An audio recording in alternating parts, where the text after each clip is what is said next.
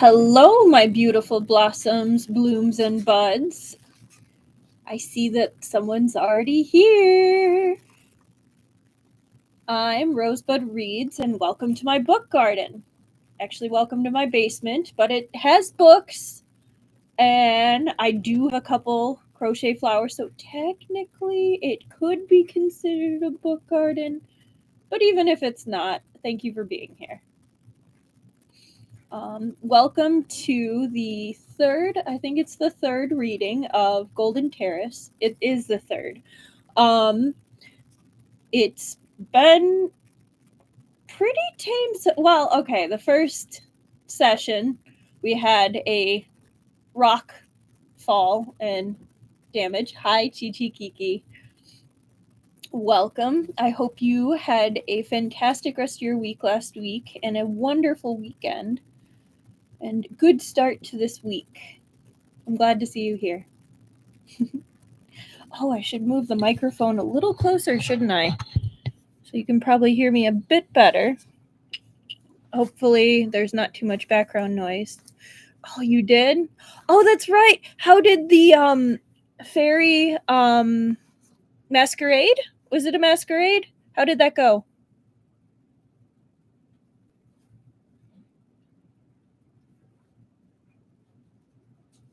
That was this weekend, right? Oh, I'm so glad to hear it was good. I'm sure it was amazing, and there were so many cool things to see and probably activities. 2 hours of that sounds amazing.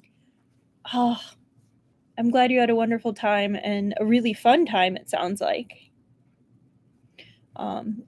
I myself am really excited about this weekend where I'm going to a convention. I not only get to see a friend, I get to see a member of a group I like. Hi, Mo Mars Rover. Welcome. I also hope you had a wonderful rest of your week last week and a great weekend and a good start to this week. I know today was a bit long for me, but it was okay. Nothing terrible happened, and that's all you can ask some days.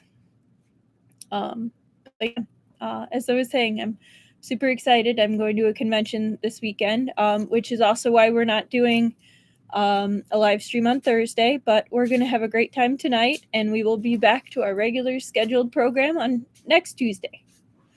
But yeah, I am so glad to have both of you here and to have all of you that watch later. I'm also really glad that you come around too and decide to watch and listen because I really appreciate it.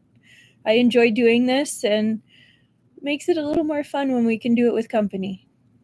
So I hope you enjoy.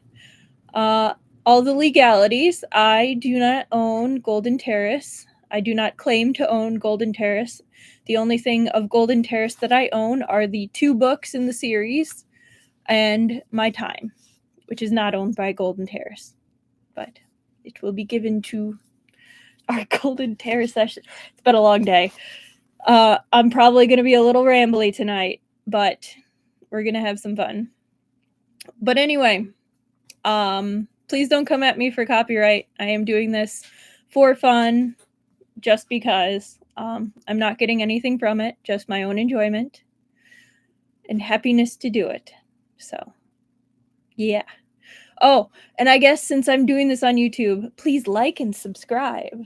I realized today that I haven't actually been saying that, so you can if you want. If you just want to chill and come and listen, I'm also very, very happy with that. But anyway, to the book. So last time we ended kind of on another cliffhanger. Our boy Fu Shen was heading out after being in Yan Manor for a while healing. So he is going out to the countryside, I believe. They have a plan, and that he is traveling light. They had a cute little moment where Yan Xiao, Yan Xiaohan came and said goodbye to him, and it was very cute and sweet. And then at the very end, they stopped on the side of the road to a proprietress that was selling drinks, and Fu Shen she recognized Fu Shen first, and then he recognized her. Her name was Kai Yue. This name was like a hurricane, instantly wrecking many years of stubbornness and bias. Memories surged to the sky, immediately drowning Fu Shen. Life and death, sorrow and joy, ups and downs, all pushed him into that distant period of the past he had not dared to recall, had been unwilling to mention.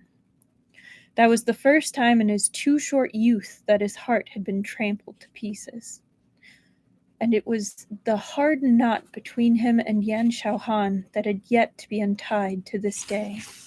That was where we ended it last time. So now we get to get started on chapter 16.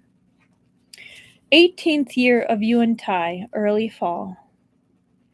Yulan Villa was a known scenic spot on Huanren Country's Mount Baoan.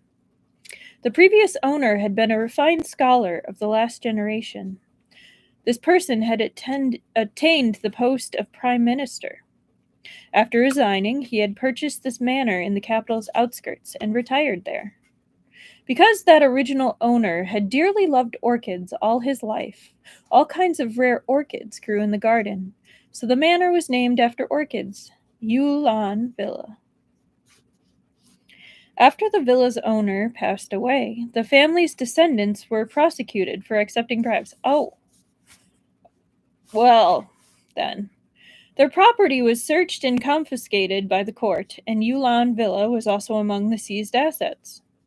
Later, the late emperor had awarded this place to the previous generation's Duke of Ying, Fu Jian. Since then, it had been passed down through the generations, becoming the personal property of the Fu family. Huaren County, not country, very different thing, was only some dozen of li away from the capital. Mount Baoan had many dense forests and valleys, a good place for hunting.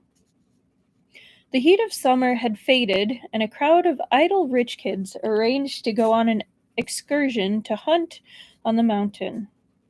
Fu Shen found himself heckled and forced to act as official host. All he could do was dispatch servants to clean up, make ready to welcome the guests. Because of this, Madame Qin had been displeased, sulking around the house every day, casting aspersions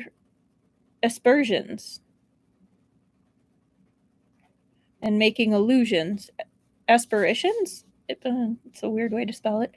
Making allusions, saying he was a wasted spendthrift. Oh, for anyone who doesn't know what a spendthrift is, I mean, it's pretty self-explanatory, but it's someone who just spends their money without thought. They have $1, they spend $1. Fu Shen didn't feel like going out to socialize, and he was annoyed to death by her. He was just sharpening his sword, planning to find a pretext for losing his temper, when he suddenly heard a servant come to report that his second uncle had come back from the northern frontier. I have to ask, real quick, I'm doing laundry, and I can hear it in the background. Is it audible in the background? Because if it is, I'm sorry. It's almost done. I'm going to keep going, but please someone let me know if it's audible or not. Fu Tingxin was like the stabilizing force of the world. In a few words, he had settled Madame Qin and told Fu Shen to relax and boldly go out to play. All right, thank you, Chichikiki. I'm really glad you don't hear it. It's pretty loud on my end. Now that he had come back, Fu Shen was even more unwilling to leave. Fu Tingxin had no children, and Fu Shen had grown up in his presence. He was the one who had personally taught him literacy and martial arts. He was closer to him than his own father. It's a good uncle. Second uncle, Fu Shi said, sitting inelegantly on the table in Fu Tingxin's study, swinging his legs. Autumn and winter are a critical period for border defense. Why have you suddenly come back? Fu Tingxin was just ransacking his luggage looking for something. Without so much as looking up, he said, "Court business." Fu Shen guessed it immediately. The palace secretariat, Vice President Jin Yufeng conspiring to rebel and going to prison. Fu Tingxin quickly straightened. How do you know about that? That bunch of young masters who want to trample over our garden told me. Fu Shen grinned. Second uncle, I'm not a kid anymore. I didn't understand things before, but of course I understand now. Fu Tingxin put a hand to his forehead. Shen heir, take a piece of advice from your second uncle. Never smile like that in public. You look silly. Fu Shen was speechless. Fu Tingxin simply tossed his luggage aside and forgot it. He sat on the desk just as inelegantly as Fu Shen and quietly asked, How do you see this matter? Me? Fu Shen said. Well, I just see it as being there. Fu Tingxin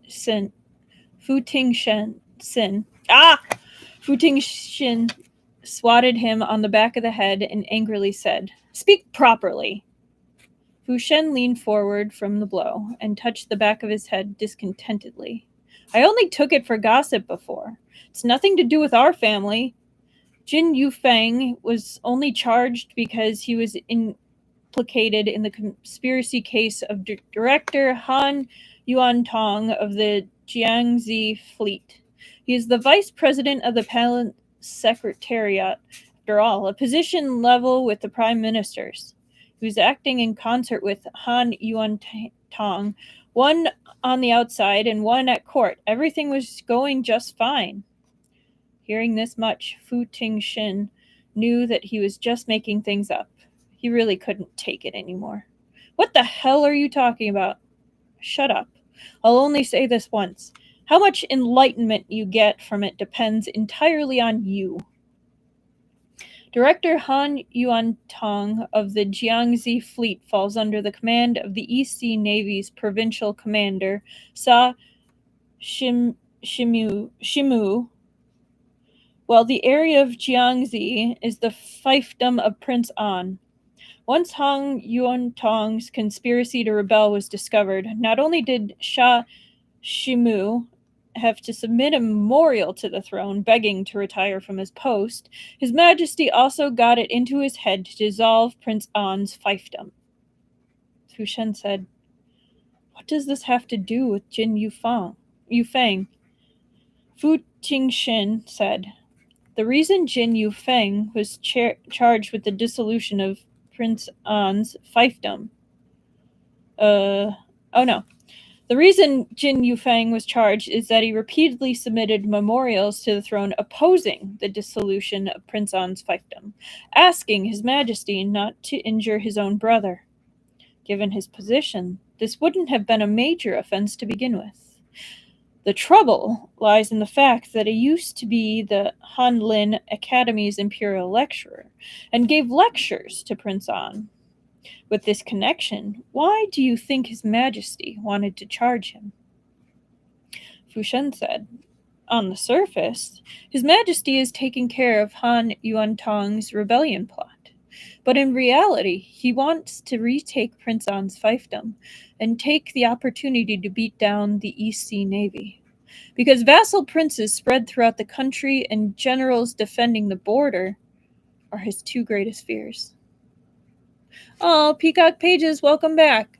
Really enjoying this one. Can't wait to listen later. I'm really glad you're enjoying this one, and I'm so happy to listen later. Thank you for coming, and thank you for commenting. I love to hear what you guys think, and just to have you guys say hi. It's really nice. So thank you. Fu Tingxin was struck to the heart by the incisive summation of these two greatest fears. Hi, Guan Hui. Welcome. I think I said that right. If I didn't, I apologize. Guan Hui. Hua? Welcome. As you can tell, I'm doing my best on names. That section was a little rough for me, but I'm trying. Welcome, as I said. Clutching his chest, he said with a bitter smile, "My dear nephew, you certainly are direct." But Fu Shen didn't take up his joke. His scorching gaze was fixed on Fu Tingxin. "I just thought of something. Isn't there someone in our family with a connection to both of those?" There's a ning at the end. Guan Ning Hua? Guang Hua? Hui? Guan Hui. Okay. I think, yay! Okay. I'm trying. Welcome. I hope you've had a great day, and I hope you enjoy.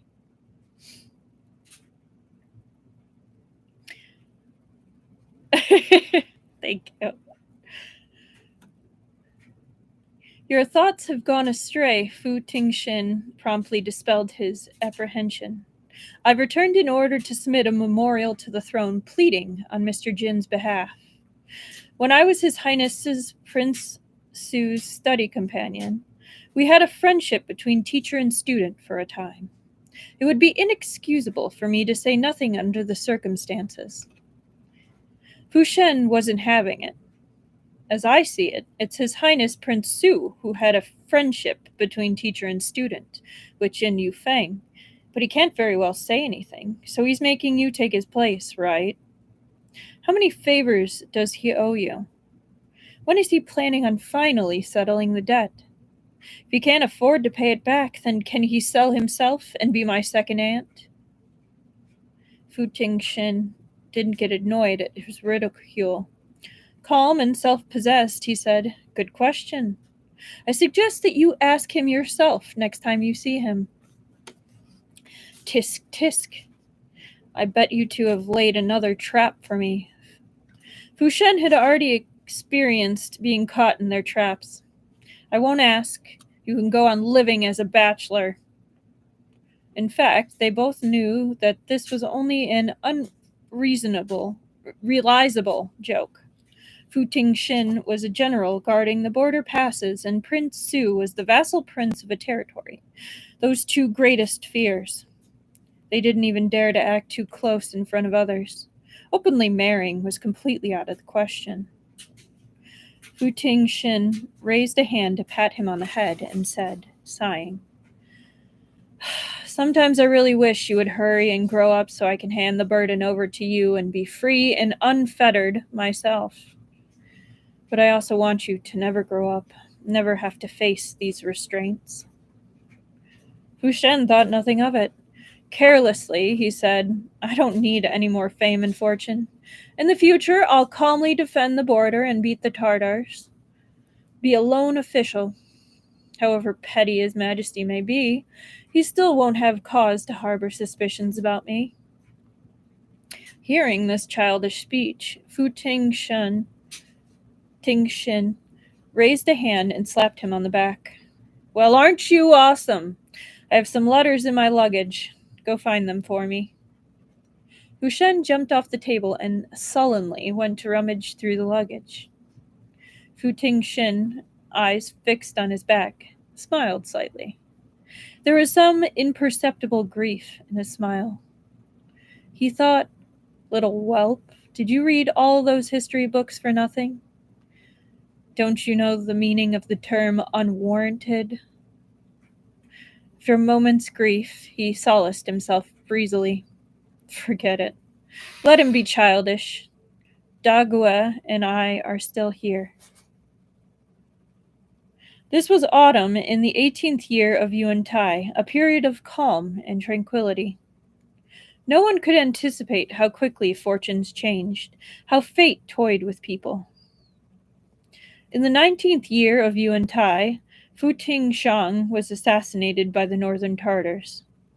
The following year, Fu Tingxin died in battle at the northern frontier. In the same year, the 18-year-old Fu Shen put on his armor and left the capital, stepping onto the battlefield of the north. In the 25th year of Yuan Tai, Fu Shen returned, wounded, to the capital and had a marriage arranged for him by Emperor Yuan Tai.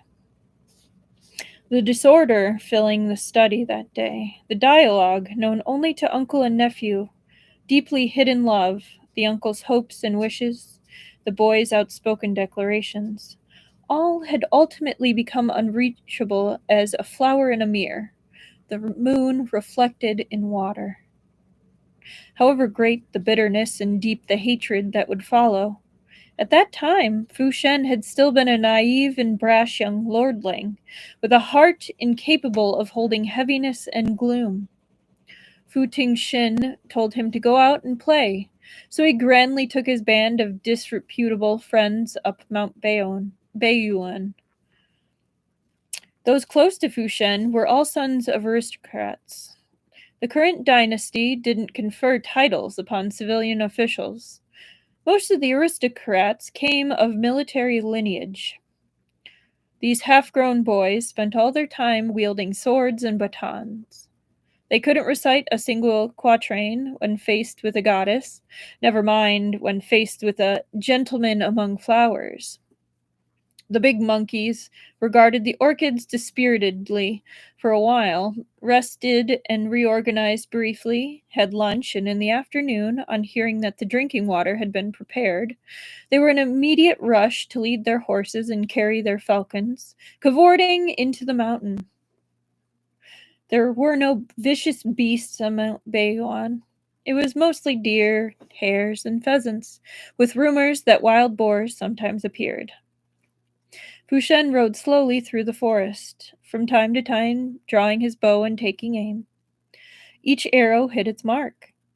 His archery skills had been learned among the Baiyuan army and were a little wasted on chickens and bunnies. Just as he was feeling bored, a rustling came from the dense forest to the right up ahead. There was the sound of hoofbeats. Yi Siming and Fu Shen, on horseback, exchanged a look at a distance. They simultaneously drew their bows and took aim at the dark form in the thicket. Fu Shen's fingers squeezed the bowstring tightly. He narrowed his eyes. Gradually, the outlines of the creature came clear. He startled. "Wait!" He immediately called out to stop Yi Siming, but it was too late. His arrow had already left the string. Fu Shen had no time to hold it back. Without so much as taking aim, he shot. His arrow described an almost perfectly straight trajectory. Yeah, it does say described an almost perfectly straight trajectory, quick and accurate. With a click, it knocked Yi Siming's feather-fletched arrow aside. At first, Yi Siming was stunned. He was just about to get angry when he suddenly heard Fu Shen cry out, "Who is there? Come out!" The thicket rustled. The dark form slowly grew taller and wider, and at last stood up. It turned out to be a thin, frail woman holding a cloth-wrapped bundle in her arms. "Who are you? Why are you hiding here?" She fell to her knees on the ground and, trembling with fear, said, I was going to Song Village to visit relatives, and carelessly lost my way and came here by mistake. When I heard the sound of hooves, I thought they were robbers, and that's why I hid." Yi Siming urged his horse towards her, looked her over from top to bottom, and said suspiciously, "From your dress and bearings, you don't seem like a village woman from the countryside. You seem more like you've come from a wealthy family's household. What are you holding there?" Hearing this, the woman's whole body shook. She didn't answer. She kept her head resolutely lowered, only holding the bundle in her arms tighter. Fu Shen took a few steps closer, raised the woman's chin, with his bow and coldly said, "Let go." With his eyes fixed on her, cold sweat rose on the woman's back. She was so scared her whole body went limp. Fu Shen easily lifted the outside of the cloth-wrapped bundle she held, revealing the brocade swaddling clothes inside. She was holding an infant. Fu Shen frowned. A kidnapper? As he spoke, he heard the sound of several people approaching.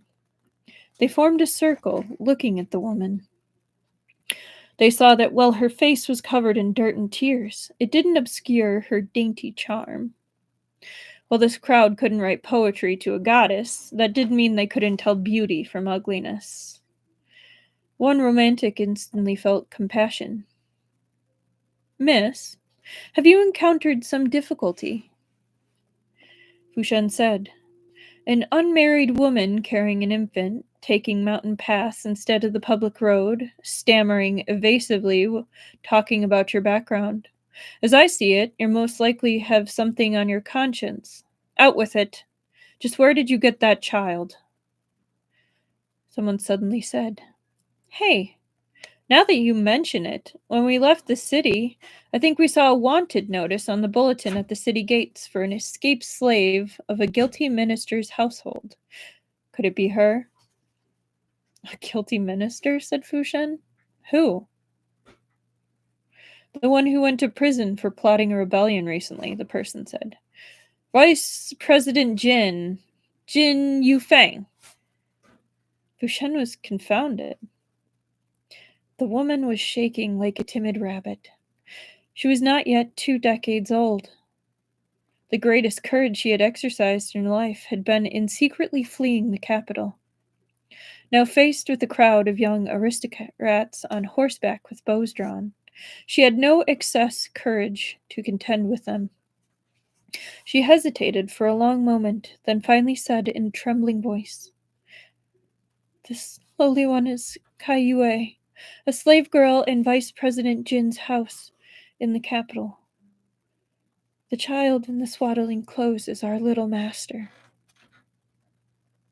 Fu Shen had already understood. "You ran away with the child." "All good, Guang Hui. I'll get it right, don't you worry, but go ahead and do what you gotta do. It'll be here when you get back. Thank you for coming even for a little bit. I appreciate it."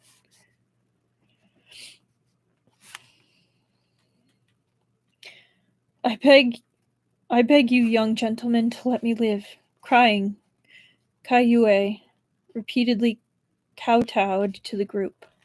"This child is the only surviving member of the Jin bloodline." "Aw, thank you. I appreciate that."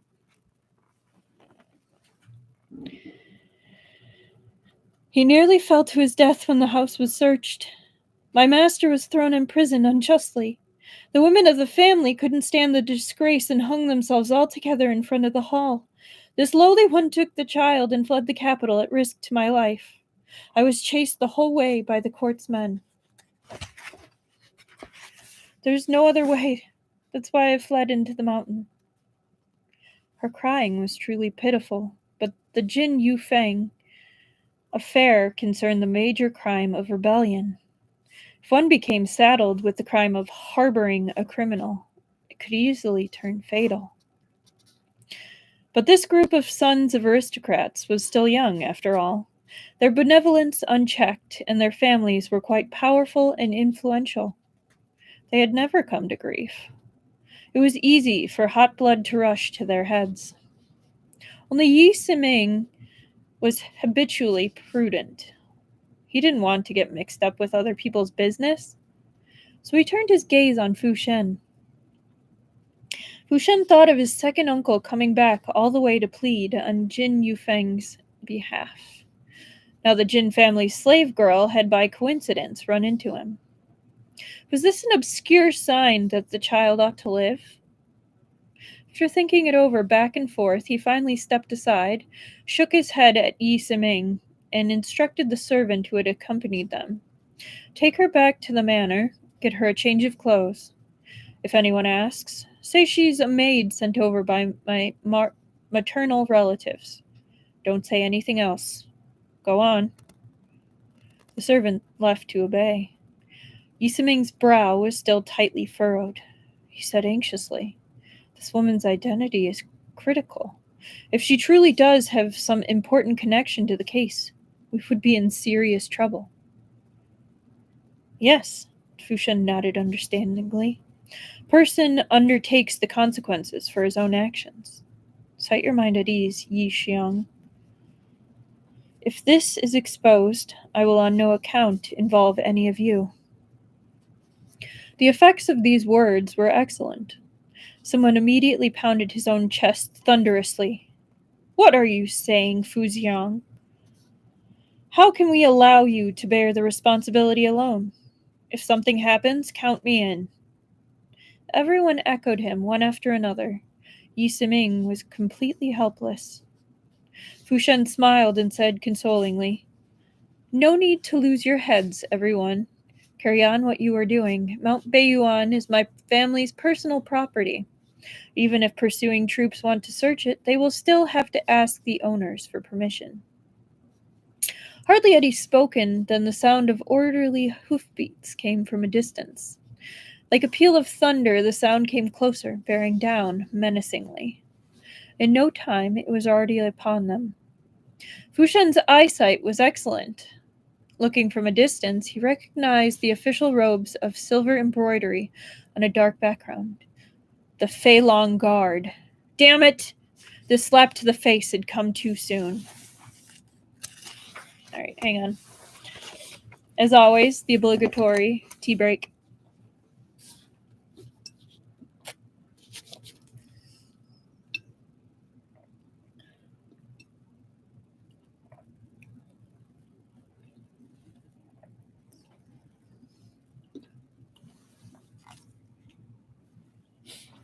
Chapter 17. The newcomers were in front of them in the blink of an eye.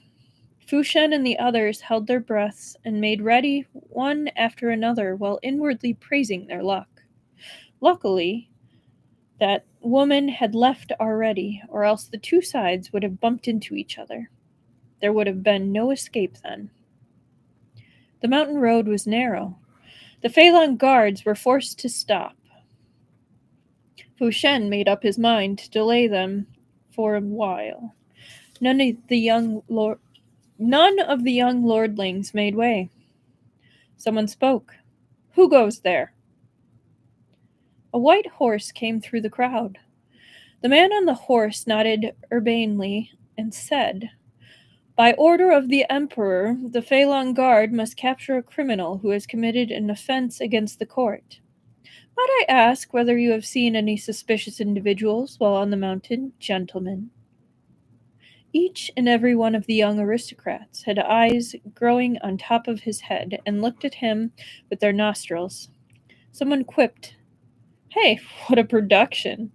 What serious criminal is it whose escape has brought out the mighty Feilong Guard?" The man didn't get annoyed. With polite firmness, he answered, "I don't dare to accept your erroneous praise, sir. I am only acting under orders." The young man who had asked the question choked, his expression turning ugly.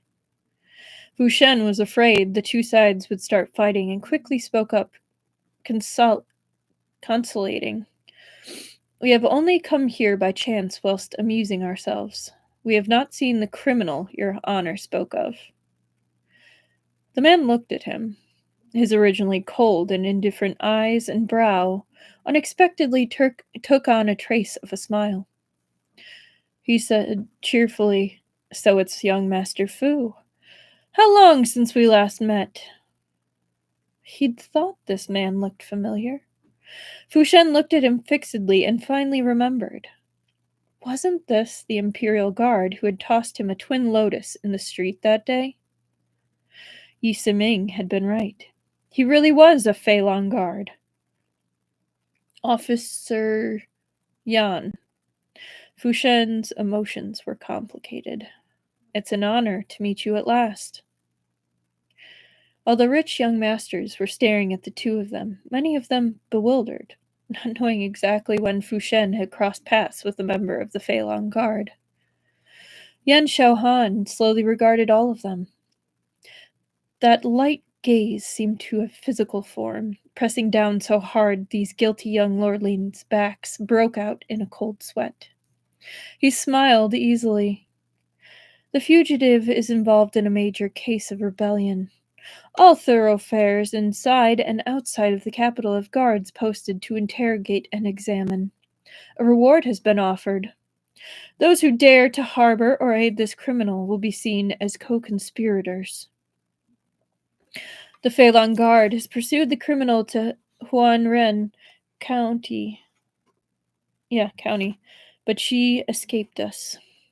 There are high mountains and deep forests here. Finding a person is difficult. If you are able to aid us in apprehending this criminal, I will certainly notify the court and request recognition for your merit. This was Fu Shen's first time harboring an escaped criminal. He kept thinking there was some implications behind Yan Xiaohan's words. They were malicious. He couldn't help thinking to himself, has he already realized it? After Yan Xiaohan had spoken, the mountain forest was silent.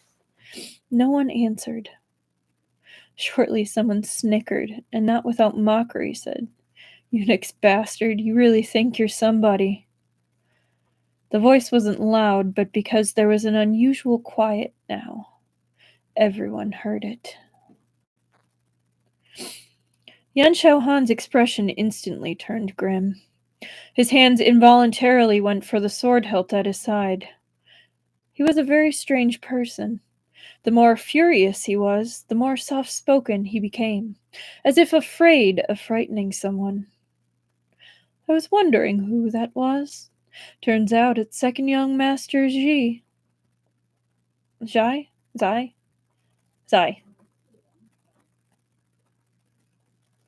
An honor to meet you at last.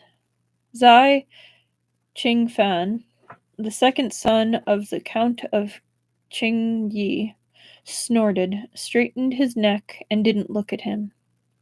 Yan Xiaohan said, "Today is my first time seeing the second young master. Indeed, you are a young prodigy. Newborn calves do not fear tigers. You truly aren't anything like your honored older brother." Oh, what a bitch. Like, I love him. He's a catty bitch. Oh. Vein after vein rose on Zai Qifang's neck. Fan's neck. Yan Xiaohan continued slowly. "I heard that your honored older brother was transferred to the position of captain among the capital's troops last year. His future prospects are boundless. A distinguished father like the Count of Qingyi must have an equally distinguished son, who will be able to carry on his legacy. One assumes he has nothing to regret." Zai Qingfan's face quickly went from white to red to green. It was as if he had been slapped in the face.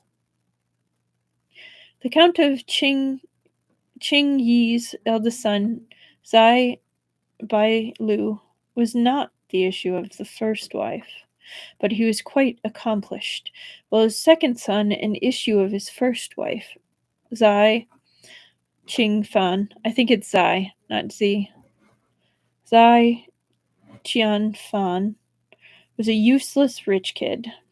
Not only that, Zai Er's mother was very unloved by the Count of Qingyi. The Count of Qingyi favored his eldest son over his second son, and had often threatened to pass his title on to the eldest. Zai Beilu surpassed Zai Qingfan in every respect. Zaire had practically become his enemy. His family and close friends didn't dare to mention the name Zai Beilu in front of him. Yan Xiaohan bringing up this matter in front of everyone was no different than slapping him right in the face, precisely and viciously prodding the scar he was most unwilling to have mentioned. Zaire saw red on the spot. In his fury, he actually attacked without another word. He raised his hunting bow, took aim at Yan Shaohan, and fired. Yan Shaohan had been prepared for this. He suddenly drew his sword and lightly knocked the arrow aside. He leapt and landed in front of Qianfan. The snow-bright sheen of his sword was like the river of stars pouring down to earth, cutting straight down. Zaire! Yi Siming and Fu Shen moved simultaneously, one charging over to hold back Qianfan, the other throwing himself forward to obstruct Yan Shaohan. Fu Shen was completely unarmed. In his urgency, he pulled the bow from his back and deftly blocked Yan Shaohan's attack, which bore down with the weight of Mount Tai, not Tian. Slow down! Fu Shen's wrists ached sharply, so shaken by the great strength of the blow that they trembled nonstop. Angrily, he cried, "Are you crazy? He spoke wrongly, so he can apologize to you. Why react so aggressively?" Yan Shaohan's savagery did not abate. With a snort, he said, "He speaks recklessly without minding his tongue. If you offend someone you shouldn't have offended, you should be prepared to die." Fu Shen struggled to contend against Yan Shaohan, holding off the full force of his attack. But however sturdy a bow might be, in the end it still couldn't match up to the Fei Long Guard's sword, forged of fine steel. Shortly, there came a faint crack. The bow in Fu Shen's hands couldn't hold out any longer. It snapped abruptly into two halves. Ooh. Okay. So I've actually done some archery in my life, and one thing that always, not terrified, but you had to be really careful of, was not dry firing or overstringing your bow. You wanted to be aware of the tension and not overdraw it too much, because if a bow snaps, you get an instant release of the kinetic force and it snaps back, and it is not only the bow but also the string. So that is so dangerous. So like I get the like emotional damage that this is probably going to have, but like for me it's like, dude, it's coming for your eye, it's coming for your face, like splinters. Oh man. Lamentation flashed through his eyes. This bow had been a birthday gift from Fu Tingshin and had been with Fu Shen for many years, and now it had unexpectedly broken here at Yan Shaohan's hands. But right now he didn't have the attention to spare for much else. Holding the bowstring with both hands, he twisted and pulled at Yan Shaohan's sword, managing to turn the sword's point aside. The Fei Long guards eyed them with hostility. When Yan Shaohan had struck, they had precipitously restrained Zaire. The group of young aristocrats with Yi Shiming at their head weren't pacifists either. Everyone had drawn their weapons. The two sides were about to launch into battle, and on the other hand, the two of them had already gone a good distance in their fight. Fu Shen was hard pressed by Yan Shaohan's impenetrable strikes. Furiously, he shouted, "Sword!" Yi Siming immediately threw a sword. Fu Shen dashed several steps, twisted, launched himself off a tree, and leapt into the air, light as a swallow. He reached out and seized the hilt of the sword, parrying an attack coming straight at him. Fu Shen instantly turned his disadvantageous position around. His sword came at Yan Shaohan like wind and rain.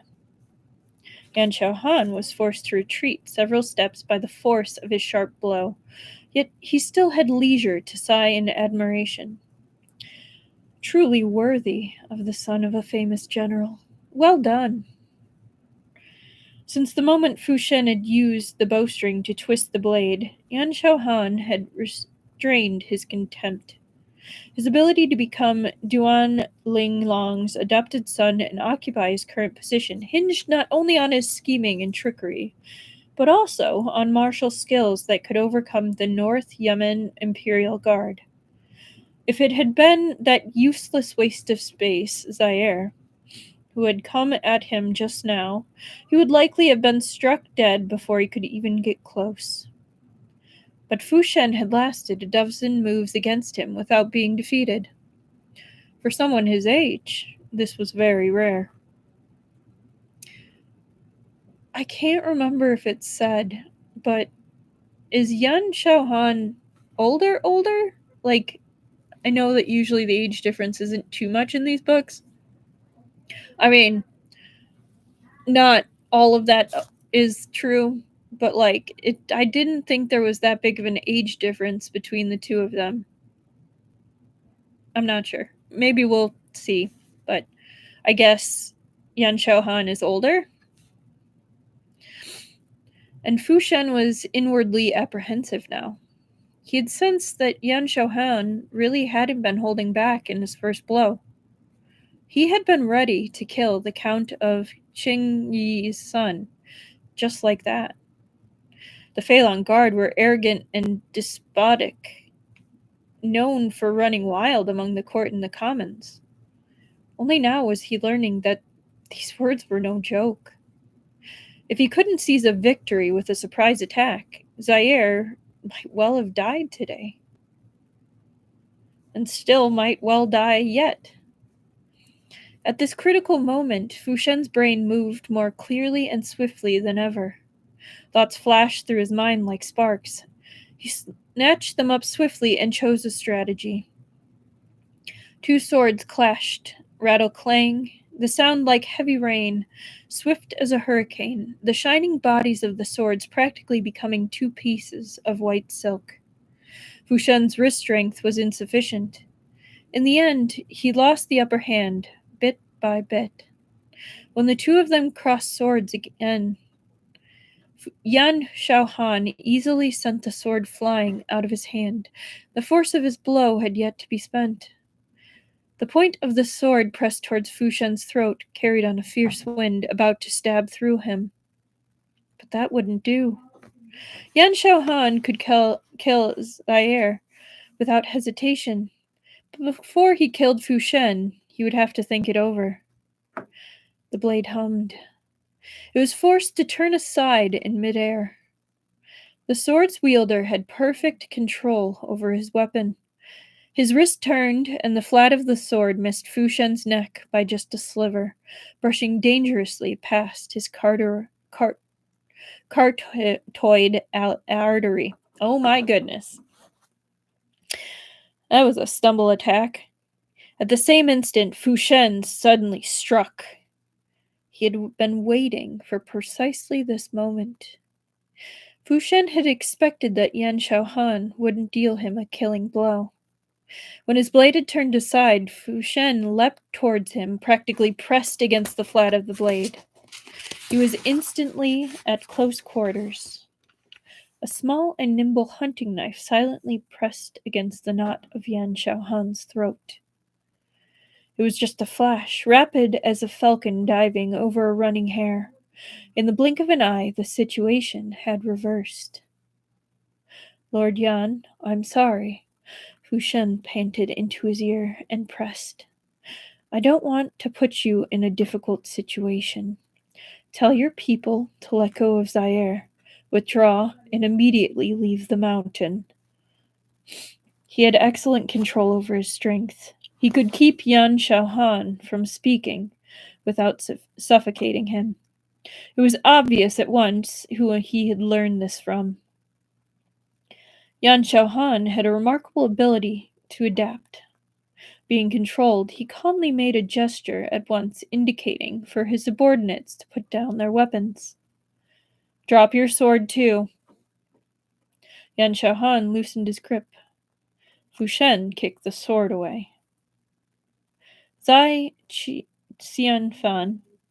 Qianfan. Yeah. Qianfan was accustomed to being high-handed. Today, having finally run into trouble, he was shocked, ashen-faced. He had just thought he was going to die. Now that the Phelan guards had let him go, he retreated with his tail between his legs, trembling fearfully, behind Yi Siming.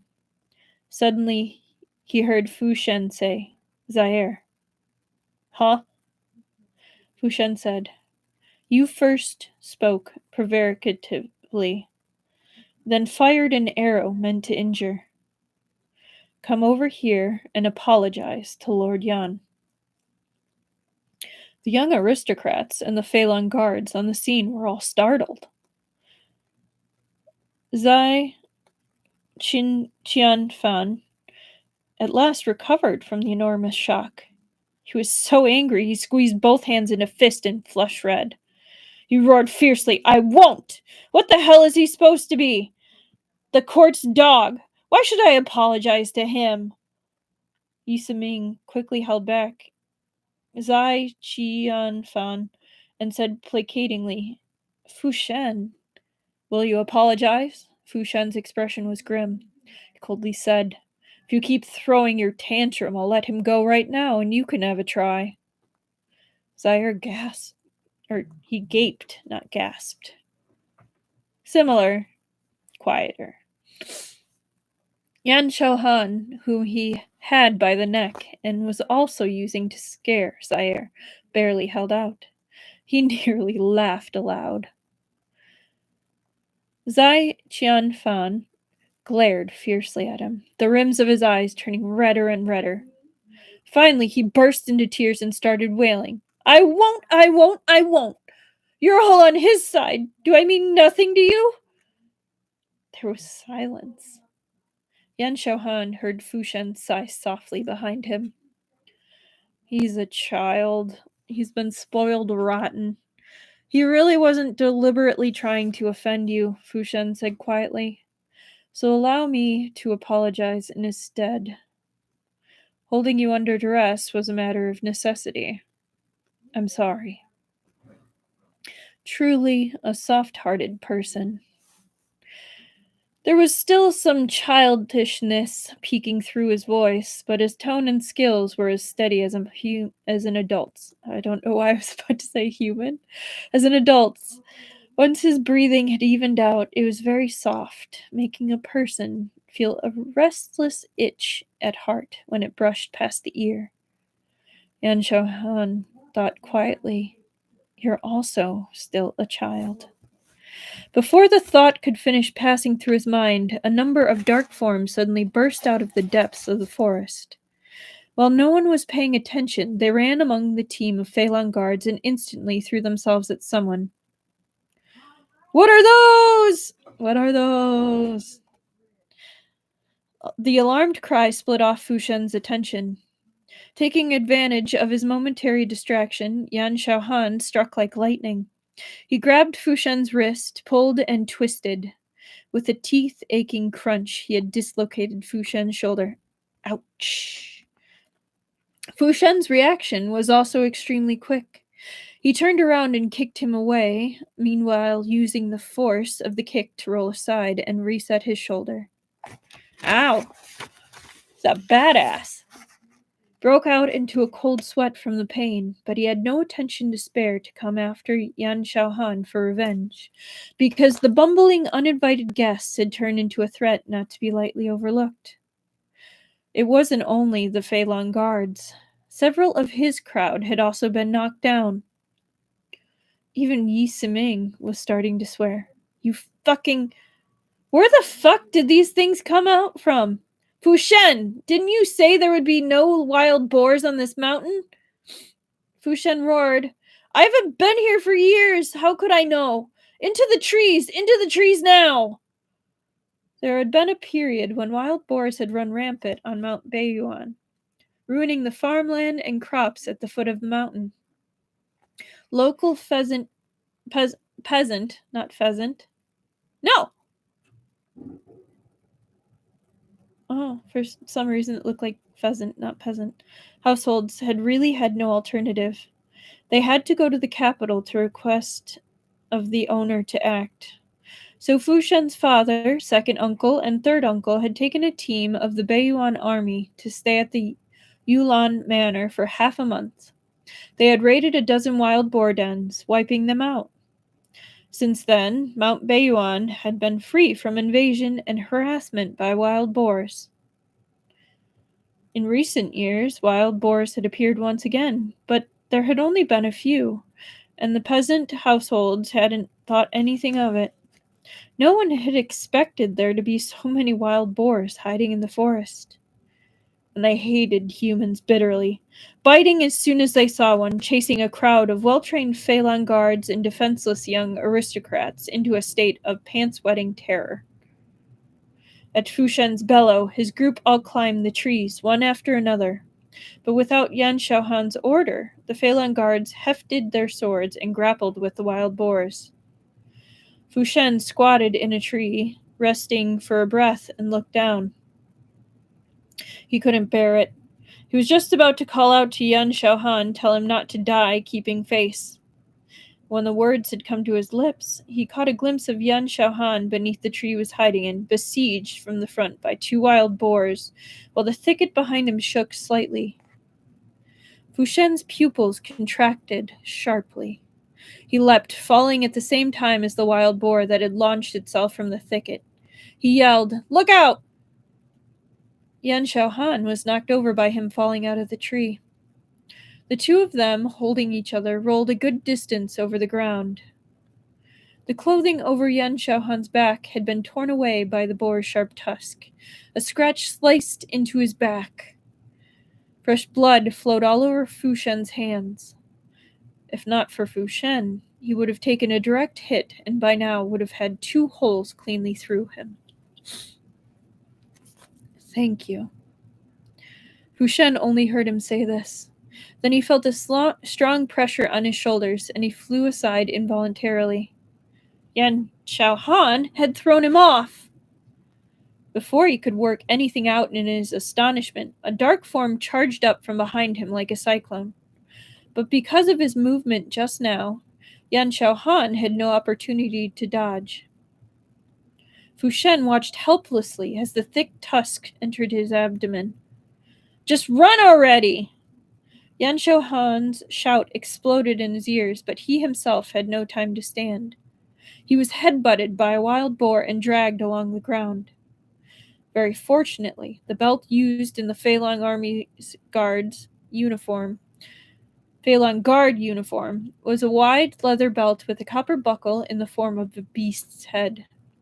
The beast's head caught the wild boar's tusk, narrowly taking the force of the crushing blow for him. The wild boar, as if in a frenzy, dragged Yan Xiaohan, striking wildly over and over. Fushen froze in place for a moment, then broke into a run and followed.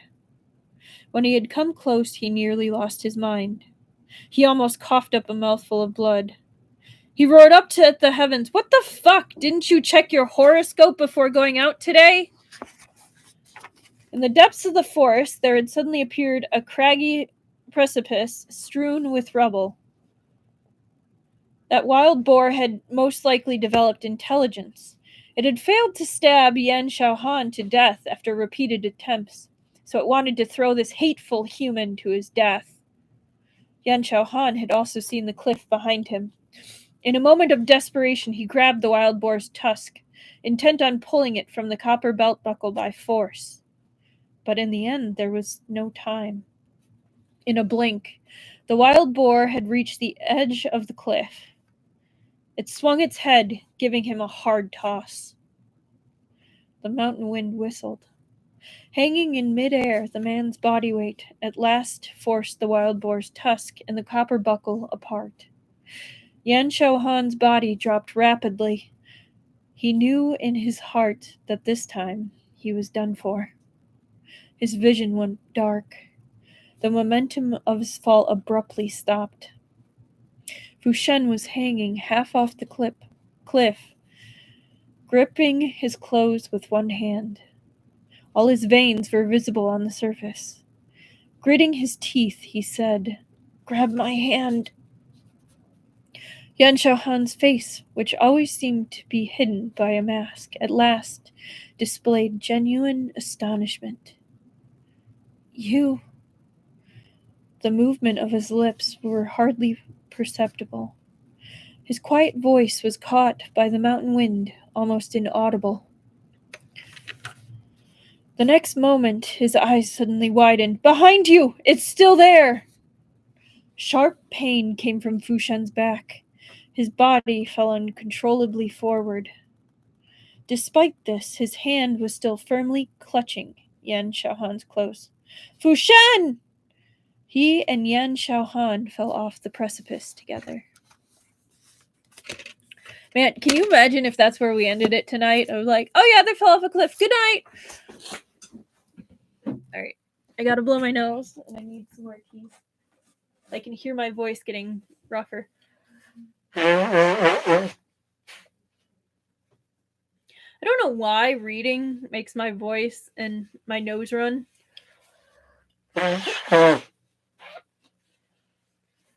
I mean, I understand the voice getting rougher. Not so much the nose running.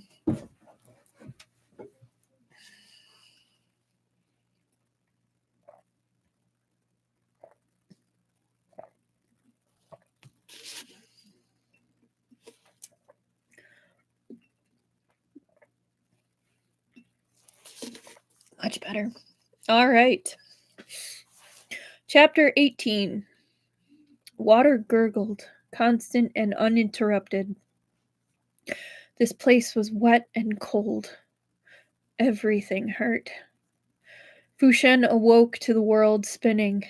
Before he could get a clear look at his surroundings, he vomited. Someone's got a concussion. Someone came over and held his shoulders, brought a leaf filled with water to his lips. Rinse your mouth. Darkness passed in front of his eyes again and again, and he was seeing double. His limbs felt as though they had just been taken apart. Movement was difficult. Only when his head had been held down, forcing him to drink some mouthfuls of water, did he slowly take a breath and recognize his fellow sufferer. "Lord Yan?" Fu Shen said feebly. "Is there a clash in our horoscopes?" Contrary to expectations, Yan Xiaohan didn't talk back. He only stared at him. There were water droplets on that beautiful face. The grim savagery had been washed away. The expression on it was actually a little lost. With his amber-like eyes fixed on him, Fu Shen's spine prickled. He quickly extended a hand and waved it in front of his eyes. "What's wrong? Have you been possessed?" Yan Xiaohan gently held down his hand. "I'm sorry. I dragged you into this." Fu Shen was so startled by his abrupt sincerity that he nearly jumped to his feet. He waved his hand wildly. "No, no, no! Don't. I'm fine. Don't blame yourself. Don't flail." Yan Xiaohan helplessly held down his other hand. There's a wound on your back. Take care." Fu Shen, looking at this demon who killed without batting an eye, suddenly turned into a gentle white rabbit, suspected that Yan Xiaohan was the one who had hit his head. After being pushed off the cliff by the wild boar, the two of them had thought they were dead for sure. But it turned out that heaven won't abandon people. There had been a deep pool at the base of the cliff. Fu Shen had hit the water headfirst. Oh, baby. Oh, honey. You definitely have a concussion. The pressure of the water had knocked him unconscious. Yan Xiaohan had been more fortunate than him. He had bumped into the side of the pool and seemed to have broken a rib, but at least he hadn't fainted. Hauling Fu Shen, he had swum out of the pool and found a dry cave nearby, temporarily setting him up there. While Fu Shen had been unconscious, Yan Xiaohan had gone out to pick up a bushel of firewood and used the oil paper wrapped fire starter to light a bonfire. He figured that the two of them might not be able to leave this ravine tonight. He had meant to prepare extra firewood, but sadly the heaven hadn't cooperated.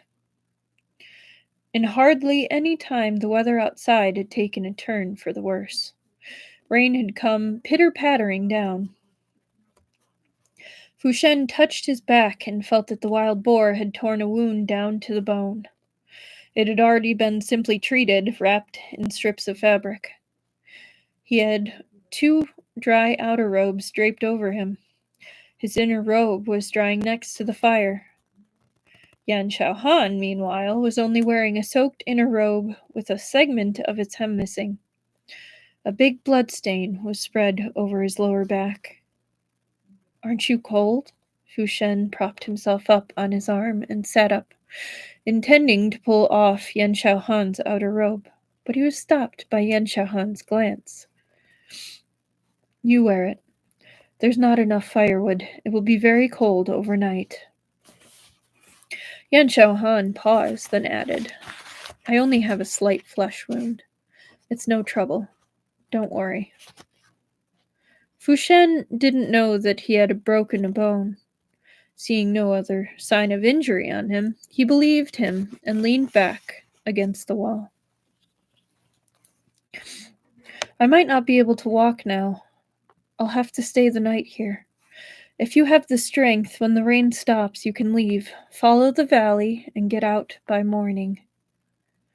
Yan Xiaohan stirred the fire with a twig, not even looking up.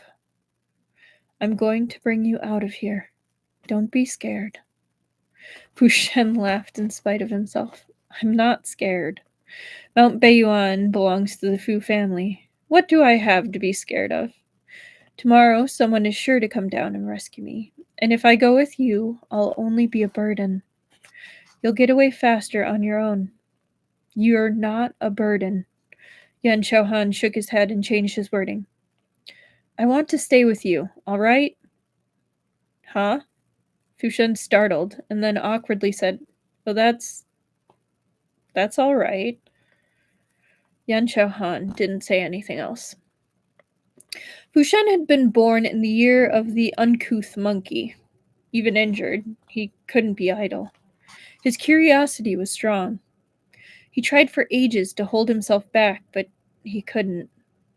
At last, he carefully asked, "Well, listen, Lord Yan, what are you up to? Or why do you insist on staying?" Oops. Yan Xiaohan thought he had asked a pointless question. He gave him a strange look. I, I, I mean," said Fushen, inwardly berating himself with, "What are you stuttering for?" while continuing to stutter, red in the face. "I thought that you weren't especially fond of me?" Yan Xiaohan stopped what he was doing, turned towards him and looked at Fushen, said, "There's no need to call me Lord." "Hmm? My nominal age is 2 years older than you." "Oh, they actually answered the question. Nice. Okay, it's 2 years. I haven't had a courtesy name chosen for me yet. If you don't object, you can just address me as an older brother instead." Fushen was stupefied. "You haven't reached the age for capping ceremony yet? You're only 18? You got into the Feilong Guard at 18. It wasn't that he was getting worked up over a trifle. Yan Xiaohan really was excessively mature and sedate, with nothing of a teenager's impetuosity, and unripeness, and his position was quite high. No one would have guessed that he was only 18. His startled expression was very interesting.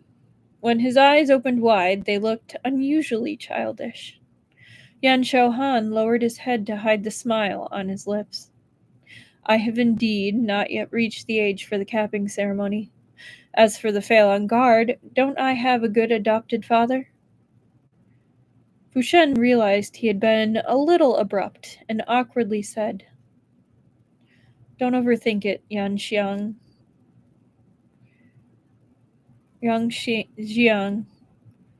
I didn't mean it like that. With your skills, I don't suppose you would be inferior to anyone either among the Imperial Guards or the Feilong Guard. And I don't dislike you." Yan Xiaohan added a piece of firewood to the fire and casually said, "You saved me twice. not going to leave you here. Fu Shen almost rudely blurted out, "Are all you Feilong guards this good at repaying kindness?" And just barely stopped himself. With reserve, he said, "Thank you." Yan Xiaohan said, "I'm the one who ought to be thanking you." The rain fell harder and harder. Thick fog spread through the mountains. From time to time, a cold wind blew into the cave. Fu Shen had lost too much blood. His body temperature was low. He was so chilled his lips were ashen. Yan Xiaohan could see it even if he said nothing. He moved him over beside the fire and sat on the periphery himself, shielding him from the wind. Fu Shen felt very gratified. He was the first amongst the younger generation of the Fu family. He had been taught since he was little by teachers that older brothers were meant to be companionable and younger brothers respectful. He was on an equal footing with his friends. He had never truly experienced the sensation of having an older brother's care before. But in his current difficulties, Yan Xiaohan, a stranger, had just happened to fill that position perfectly. Get past the rumor and prejudice, and he was steady, calm, considerate. His manner towards Fu Shen was precisely like a tolerant and mature older brother. He was neither black-hearted, the way Fu Shen imagined a court lackey to be, nor fawning and base as rumor in the street said a person happy to accept a eunuch as adopted father was. Fu Tingxin had always taught him to judge a person by their insides and outsides, not to trust rumor at any cost. Fu Shen snuck a glance at Yan Xiaohan's downcast, frowning profile and wondered, between the imperial guard who drew his sword at a single disagreement and the young man shielding him from the wind and rain, which was his true inside. "Yang Xiang," Fu Shen said, "take off your wet clothes. I'll give you an outer robe." Yan Xiaohan said, "No need." "Then come sit closer." Looking at him, Yao Xiaohan wanted to pat him on the head. "I'm not cold." "Can you stop saying things that are obviously only meant to humor a child?" When Fu Shen spoke, it tugged at the wound on his back. Though it hurt like hell, he still had to hold back and not grimace in pain. "What if you catch a cold? How am I supposed to take care of you in my state? We'd both meet our ends here." He could talk himself blue in the face. The man at the mouth of the cave was steadfast. Fu Shen said feebly, "Are you going to sit there until I come drag you?" Yan Xiaohan's figure seemed to be sunk entirely in the shadows of the cave. The firelight and warmth were very far from him. He was silent for a long time, then finally said, "Fu Shen, you know what my background is." Fu Shen said, "Huh?" "You and I are worlds apart," Yan Xiaohan said. "Don't force yourself. There's no need to be particular about decency with me." Fu Shen mentally repeated those words several times before finally working out what they meant. It turned out he was still worried about Fu Shen despising him. Not knowing whether to laugh or cry, he immediately roared, "I already said I don't look down on you. Don't treat me like I'm on a level with that scoundrel Zaire. If I despised you, would I still be calling you Yang Xiang all the time? We're the only two people left in the wilderness. Who's worried about being particular? Don't I have anything better to do?" He fell backwards and drew in a hissing breath. "I've had enough. You're really something else. Are you actually 2 years older than me, or are you only 2 years old, Yang Xiang?"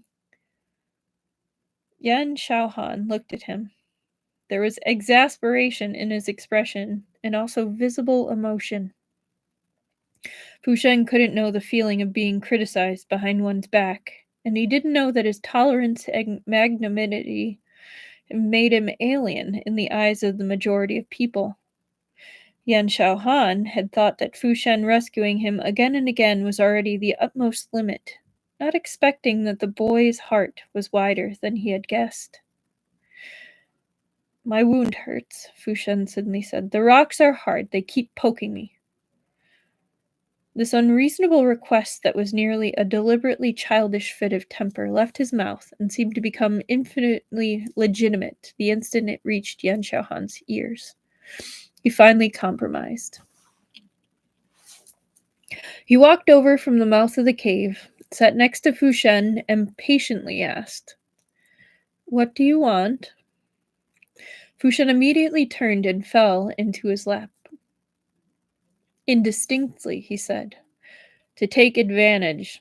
I don't despise you, anyway, and if you despise me, you'll just have to put up with it." "Rascal." Yan Xiaohan laughed in spite of himself, stretched his legs, giving him a more comfortable position to lie down in. "Eyes closed," Fu Shen commanded. "Put on one of the robes. You can use it to cover me too, so I won't catch cold." Yan Xiaohan agreed, took the inner robe drying by the fire, and covered him up, while he himself took off the wet robe and put an outer robe onto his bare upper body. There we go. "I don't know when the rain will stop," he said quietly. "Stay alert at night. If you notice anything wrong, run at once." Fu Shen responded with a big yawn. Seeing that he was sleepy, Yan Xiaohan didn't speak again. The two of them, one sitting and one lying down, closed their eyes and rested, quietly waiting for daybreak. Halfway through the night, the fire went out. The rain had yet to cease. Fu Shen's wounds had been soaked in water and inevitably had become inflamed. He ran a low fever during the night, so chilled his teeth chattered. Yan Xiaohan saw that the situation was going badly, and, not caring whether he was overstepping, holding Fu Shen's head, helped him sit up and ordered him to turn toward him. "Come, sit in my lap. Curl in your legs." Fu Shen was muddle-headed, doing whatever he was told, incredibly pliant. Yan Xiaohan put on his half-dried inner robe and made Fu Shen curl up in his arms, wrapped him firmly in the two outer robes, and used his own body heat to warm him. Yan Xiaohan held his waist with one hand and his shoulders with the other, keeping him from falling. Fu Shen put his arms around his waist and pillowed his cheek against the hollow of his shoulder, finding himself a comfortable position, then finally settled down. "Still cold?" "No, but I'm hungry." "I haven't had anything to eat or drink. I'm cold and hungry. It's all your fault we ended up here." "Yes, my fault." "You were sent to catch a criminal.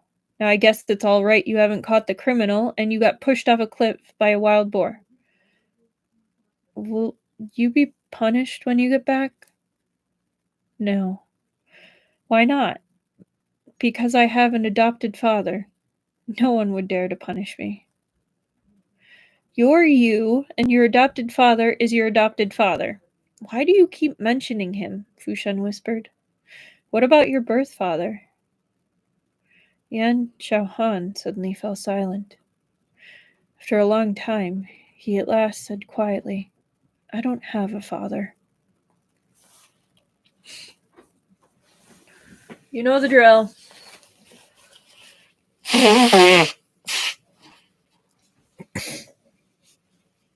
Also, what an edgy sentence, "I don't have a father."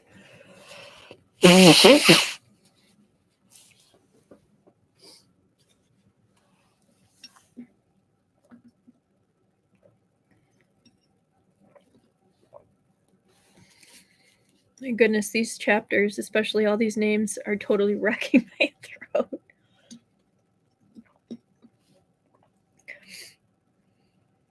That or I'm getting a cold, which of course I would right before a convention. All right. Chapter 19.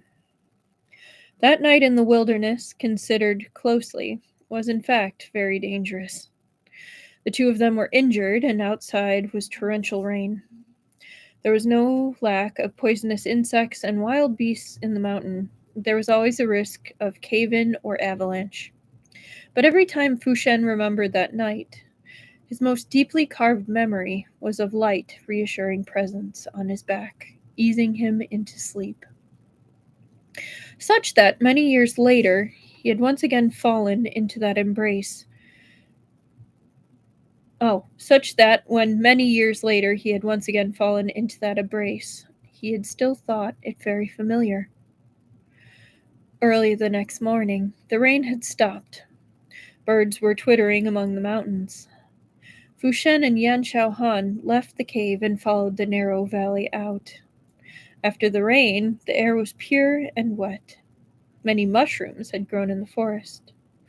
Fushen hadn't eaten all night and glanced towards the forest longingly. It was as if the words, "I want to eat those," were about to drop out of his eyes. Yan Shaohan was forced to lead him by the hand back to the proper path. Coaxing, he said, "They're poisonous. You can't eat them." "Straw mushrooms and the mushrooms under pines aren't poisonous. They're all edible," Fushen persisted. "I've picked white mushrooms on the plains, trust me."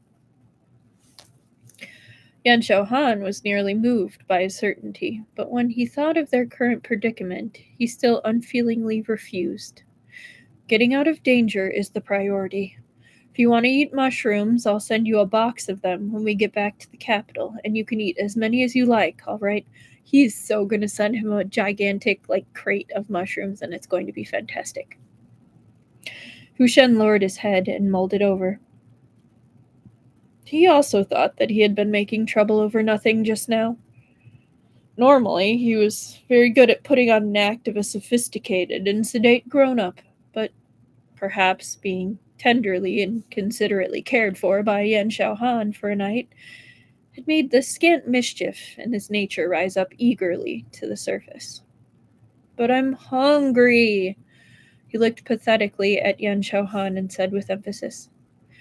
"Too hungry to walk." In fact, the allure of the mushrooms wasn't so great, and Fushen didn't absolutely have to eat this meal.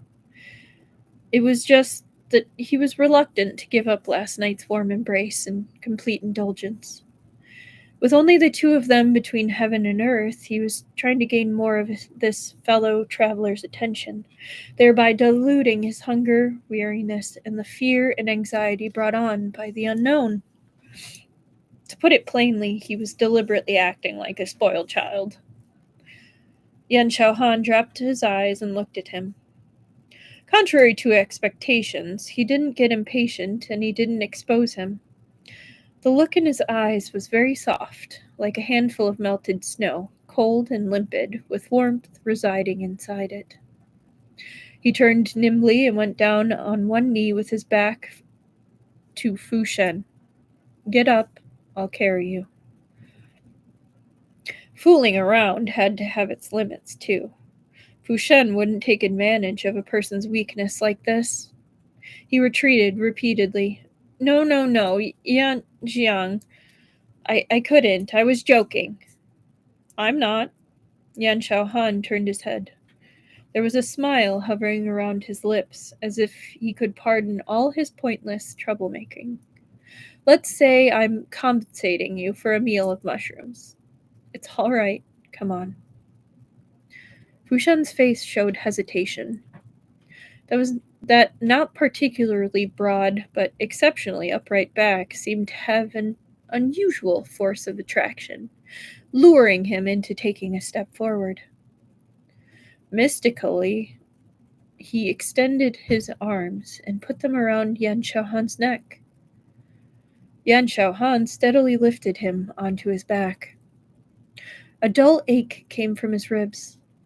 The stress applied to his wound by the weight of a grown person couldn't be underestimated, but Yan Chouhan wasn't in the mood to care about that. All his attention was focused on his feet and on the person on his back. At the outset, Fu Shen was as rigid as a coffin plank, doing his best to preserve a distance between chest and back. After a while, his body slowly softened as he pressed cautiously against Yan Chouhan. To use a rather unsuitable comparison, it was like a small animal, fur bristling, shyly approaching, then all at once flopping into his hand. Shortly, there was a weight on his shoulder. Fu Shen had put his chin there. Yan Chouhan was compelled to relive this restless itch at heart that he had felt when Fu Shen had forced him into submission. He heard him say into his ear, "Yan Xiang, I really did help you out once, but it doesn't count as any particular favor. It was the slightest effort. You don't need to yield to me excessively to repay me." Yan Xiaohan gently lifted him higher on his back and carelessly said, "I want to make you happy. How can that be called yielding?" "Then what is it called?" said Fu Shen. Yan Xiaohan thought about it earnestly, then said uncertainly, "Profound fatherly love?" Fu Shen didn't know how to respond. He knocked against the back of Yan Xiaohan's head with his forehead. His interlaced arms could feel the faint shaking of the chest beneath him. There was a smile in Yan Xiaohan's voice. "Not dizzy, are you? Careful, don't knock yourself silly." Of course he was being good to Fu Shen in order to repay him, but it wasn't only to repay him. Relationships between people were so delicate and unfathomable. It was easy to become an acquaintance, but it took affinity to become friends. Fu Shen seemed simply to have grown up in answer to Yan Xiaohan's wishes. There were occasionally happy surprises. Last night in the cave, when the two of them had been nestled against each other for warmth, and Yan Xiaohan had said, "I have no father," those had in fact been thoughtlessly spoken words. Exhaustion and cold had temporarily weakened his reason, and his defenses had slackened slightly. Some very deeply hidden emotions had spilled out of the crack. It was that his willpower was insufficient. But Yan Xiaohan wasn't planning on unburdening himself of his secrets to anyone, and he didn't need the comfort and sympathy of false civilities. Fu Shen's mode of thought was very mature, his words and gestures all restrained and courteous. Yan Xiaohan had already anticipated what he was going to say and was just pondering how to avoid this subject when Fu Shen said indifferently, "All right. I don't have a mother either." His attitude was always like this. If you want to talk about it, I'll listen. If you don't want to talk about it, I won't ask. Open and unstinting? Yeah, unstinting. Yan Xiaohan breathed a sigh of relief. It was at that moment that he had really taken this little friend for his friend. The two of them trekked through the valley for almost the whole day, going a long way. Fu Shen let Yan Xiaohan carry him for a while, then jumped off and walked on his own. The scenery in the valley was lovely. The babbling of the flowing water, the abundant greenery, as well as a slope covered with wild orchids. If one ignored their current desperate predicament, this moment, this scene, was enough to deserve the name of pleasing to the eye and mind. The two of them rested here temporarily. Fu Shen wanted to pick an orchid to play with, but he was once again stopped by Yan Xiaohan. He didn't get angry, only asked, all smiles, "Can't pluck this, can't pick that. What reason do you have to stop me this time? Are orchids also poisonous?" Yan Xiaohan gave him a wild fruit he hadn't eaten himself and sat down, slightly holding his ribs. He sighed.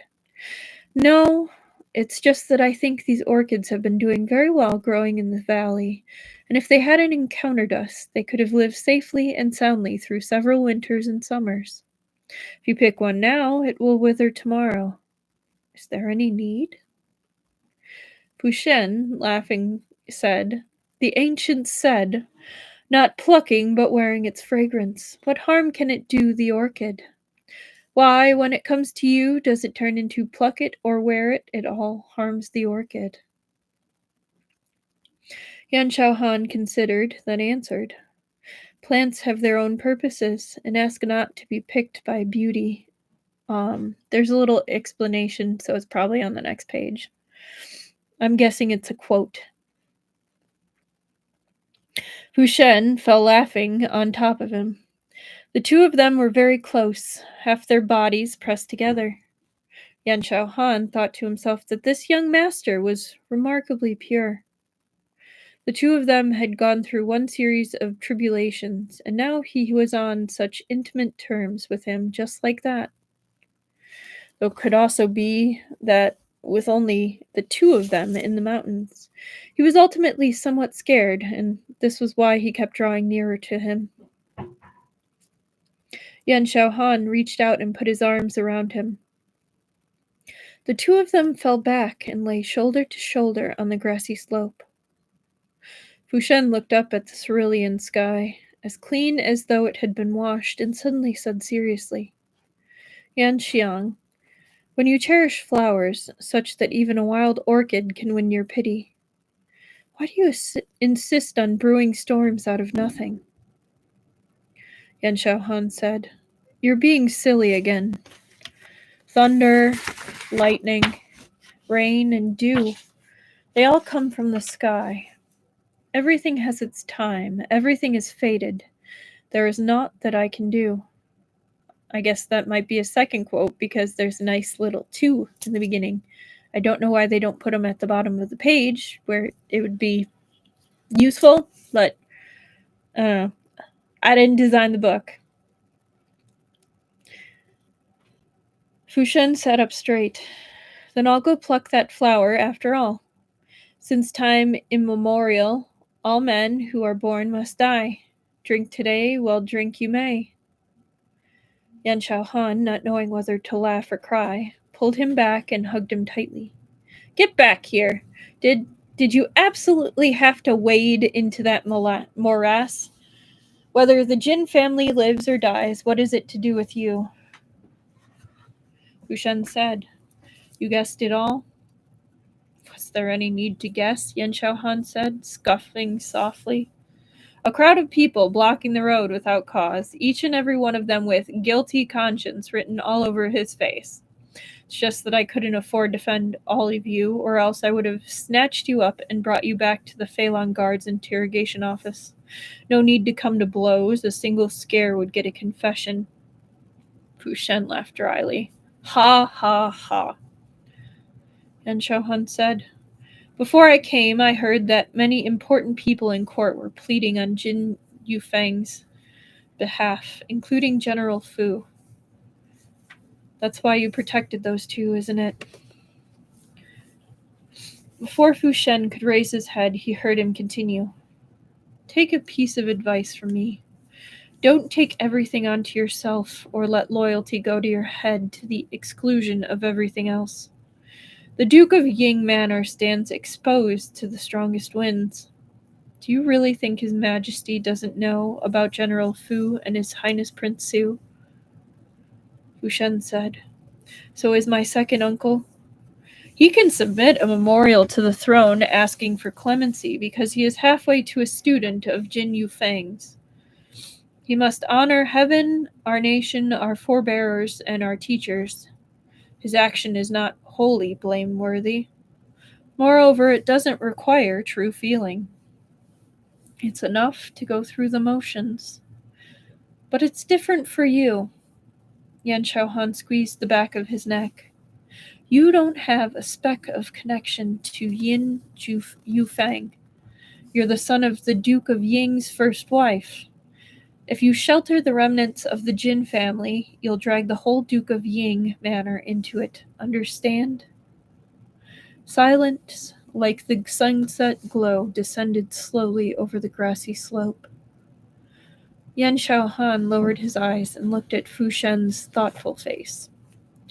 He felt that perhaps he had spoken too strongly, but then he thought better of it. If this made him see the severity clearly, then being a little harsh didn't signify. In fact, he shouldn't have breathed a word about it. The lives and deaths of others, whether they had been unjustly accused or had deserved it, had nothing to do with him. The Feilong Guard was a sword in the Emperor's hand. A sword had no need to judge who ought to die. But Fu Shen was different, after all. Yan Xiang, Fu Shen suddenly said, "You're saying this for my own good. I get that." Yan Xiaohan didn't feel consoled in the least, because it was very obvious he was going to follow that up with a but. "But there's one thing you said wrong," Fu Shen said. "My second uncle is submitting a memorial to the throne because he genuinely wants to ask for clemency for Jin Yufeng. He isn't doing it for anyone else's benefit. If Jin Yunfeng were really guilty, he wouldn't have rushed back all the way from the border passes, and His Highness Prince Su wouldn't have asked this of him while hiding off to the side, lazing around himself. Jin Yunfeng has been unjustly accused. That being the case, when those two came to me, I couldn't stick my hands in my sleeves and do nothing." Yan Xiaohan was simply about to die of anger because of him. In affairs of the court, who dares to call himself blameless and innocent? He was in private contact with Han Yuan Tong, passing information to Prince An Manor. Several letters, as well as money and possessions, were discovered in his home. His words were irrelevant, quite censorious concerning the matter of retaking Prince An's vassal state. His Majesty personally declared him guilty. How has he been unjustly accused? Fu Shen sighed. "I heard that it was the Feilong Guard that was in charge of investigating this case. Shouldn't you know even better than I whether this evidence is authentic or fabricated?" He was certainly bold enough, lying in a person's arms while insinuating that he was acting as an accomplice to villainy and taking the side of evil. Yan Xiaohan could have throttled him with a simple movement, but Fu Shen didn't seem to care at all. Clutching his collar, he continued, Yan Xiang, I don't want to lie to you. That's why I'm telling you this. I really don't know very much about court business, but I know that vassal princes are one of His Majesty's greatest fears. If you know that, why did you still... But I also know that my second uncle wouldn't have rushed to ask for clemency on behalf of a traitorous minister. Fu Shen's gaze fell on the tall and slender, gently swaying orchids. The noble orchid is as a man of noble character, and the common orchid is as a common official. Where there are 10 common orchids in the mountain forest, there may be one noble orchid. Yet another quote. Of all the civil and military officials at court, the only one who dared to step forward and speak on Prince An's behalf was Jin Yunfeng. Yan Xiaohan said coldly, All that talk, and you're just willfully refusing to see sense. Fu Shen said, It isn't that I am refusing to see. It's that someone is determined to take the wrong path. Yan Xiaohan said, Watch what you say. What is there that can't be said? What is there that I don't dare to say? Fu Shen looked fixedly at him. Fabricated crimes, a miscarriage of justice, seizing property and exterminating a whole family on false charges. His Majesty is wrong. Wrong is wrong. Yan Xiaohan immediately rolled over and covered his mouth, so angry his chest was heaving and his breath coming urgently. The two of them, one on top and one on the bottom, locked eyes, smelled each other's breath, could each see himself reflected in the other's pupils. Keep the words you've said today hidden in your belly. If I hear them again, there will be no need for anyone else to step in. I'll take you to the Imperial prison myself. Remember that. Fu Shen frowned, with two muffled syllables into his palm, and hit him with his knee. Yan Xiaohan let go. Fu Shen's shriek soared up to the clouds. Get off! You're pressing on the wound on my back! Ow! Yan Xiaohan realized there was nothing he could do about Fu Shen. You might say he was smart, but he was always headstrong at unsuitable times. You might say he was mature, but sometimes he could be ridiculously childish. His temper was too thorny to handle.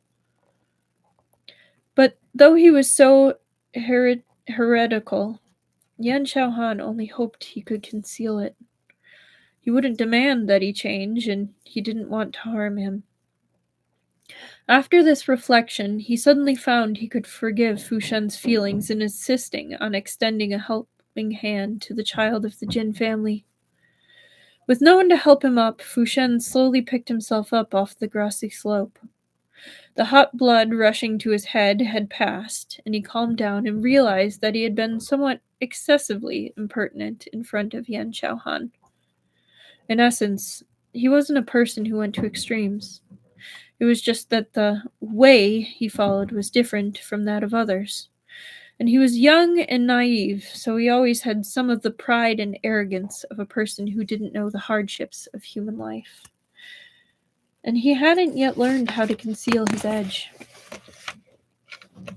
Yan Xiaohan was the first to stand.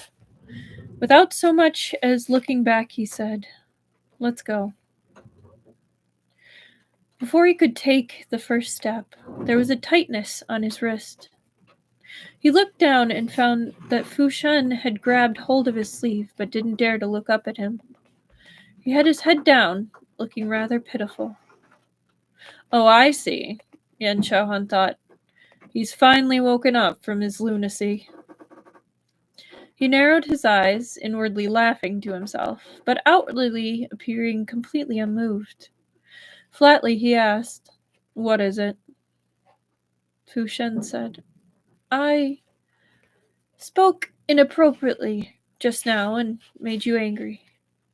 I'm sorry." Yan Xiaohan didn't speak. He wore a cold expression.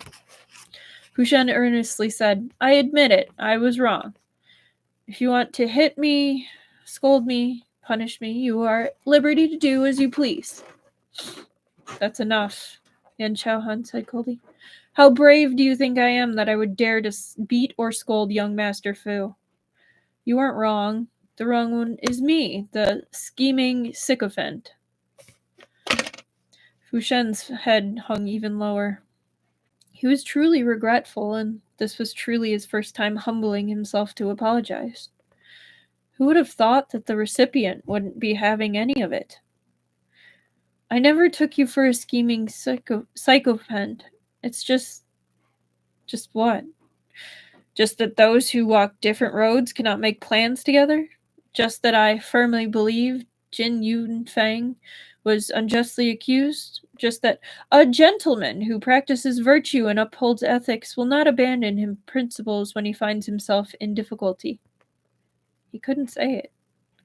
He let go of Yan Xiaohan's sleeve and dejectedly repeated, "I'm sorry."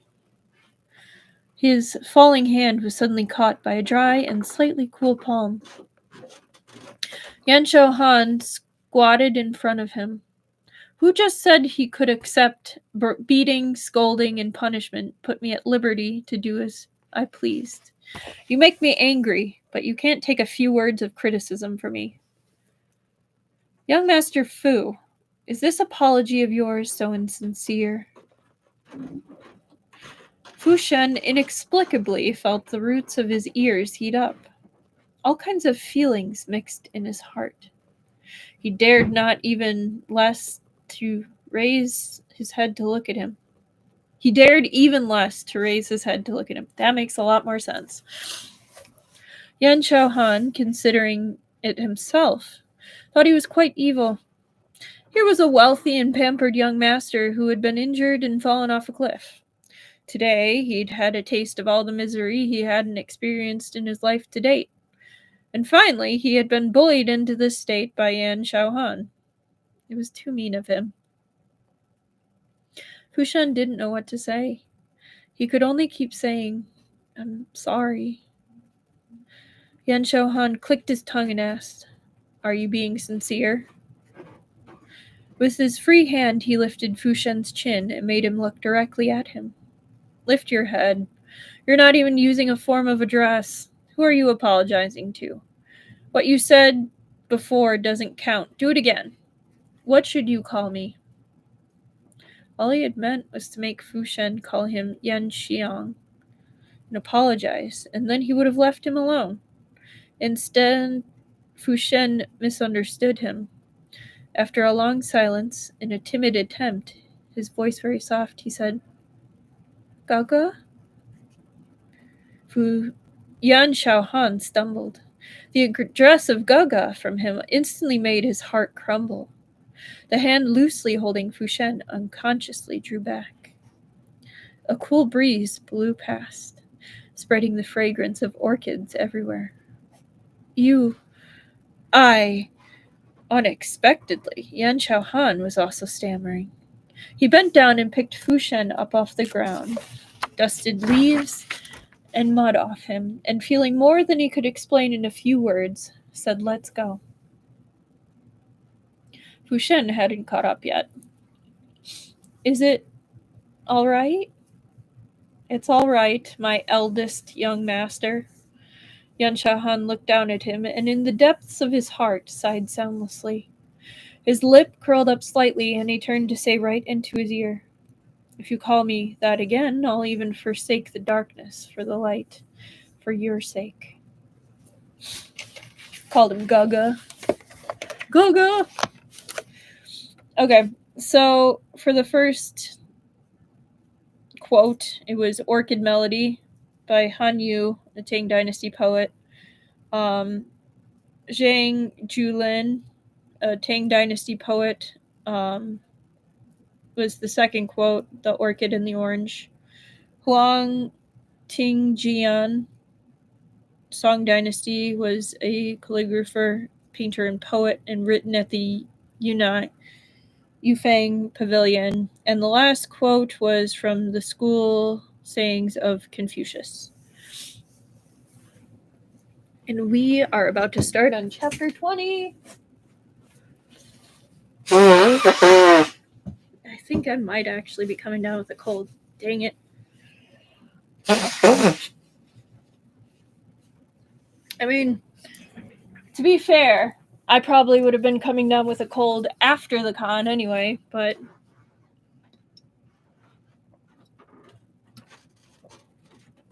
no, I'm definitely going to have to bring Kleenex to pat, gentle.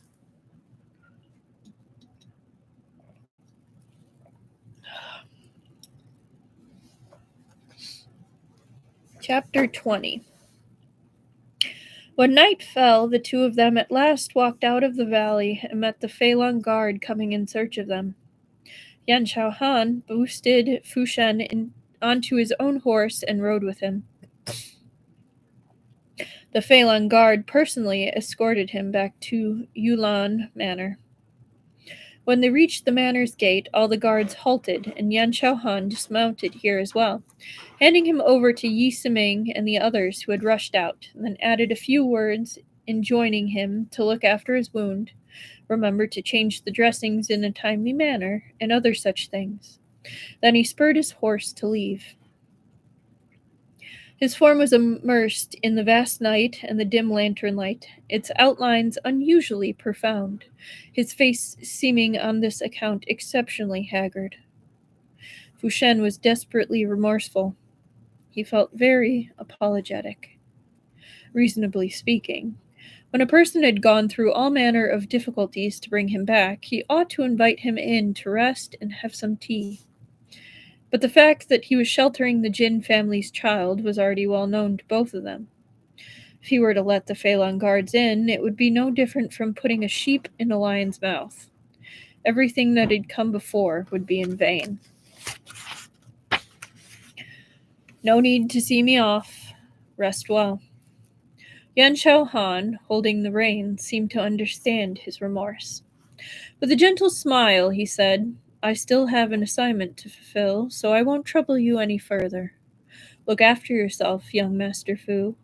We'll see each other in the capital. Fu Shen raised his hands to bid him farewell. He watched the forms of the Phelan guards disappear at the end of the mountain road. When he turned, he found Yi Siming with his arms folded, watching him thoughtfully. He flatly added a sarcastic remark. Tisk, tisk, tisk. You've just met each other and already you can hardly stand to let him leave. Have to watch him go until your eyes tire? Look at the pitiful state of you.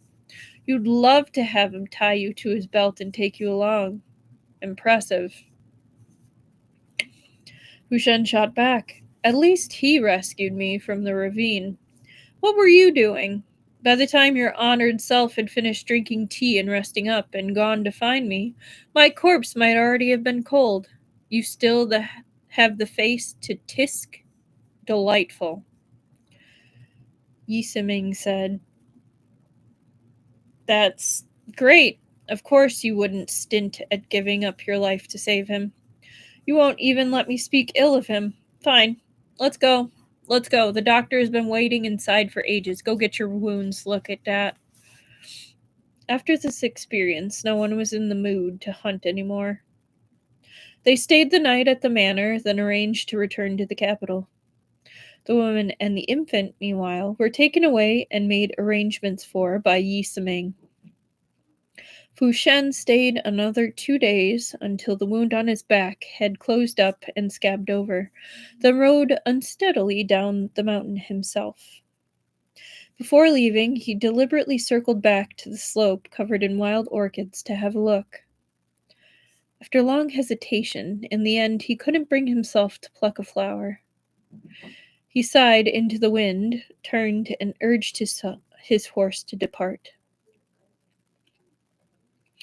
When he recalled the scene once more many years later, it was as distant as something in another lifetime.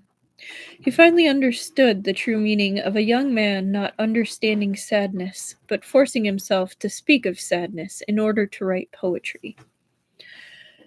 The next day he returned to the Duke of Ying Manor and was given a good talking to by Fu Ting Xian. Relying on his youth, Fu Shen didn't take the wound on his back seriously. After lying in bed for 2 days, he got up and was once again ready to leap and frisk. My goodness, I was struggling with that paragraph for some reason. It was just that the situation in the capital wasn't very good now. The impact of the rebellion case spread wider and wider. It wasn't only Han Yuan Tong's party that was investigated. Prince An's family was involved, and even Jin Yuan Feng's students and old friends were dragged in. His Majesty seemed determined to make Jin Yuan Feng serve as a warning to Prince An. Fu Tingxian and other memorials to the throne sank like stones into the sea. The court was in a panic, everyone feeling himself in danger. Though Fu Shen did not attend court, he could still learn some things from Fu Tingxin.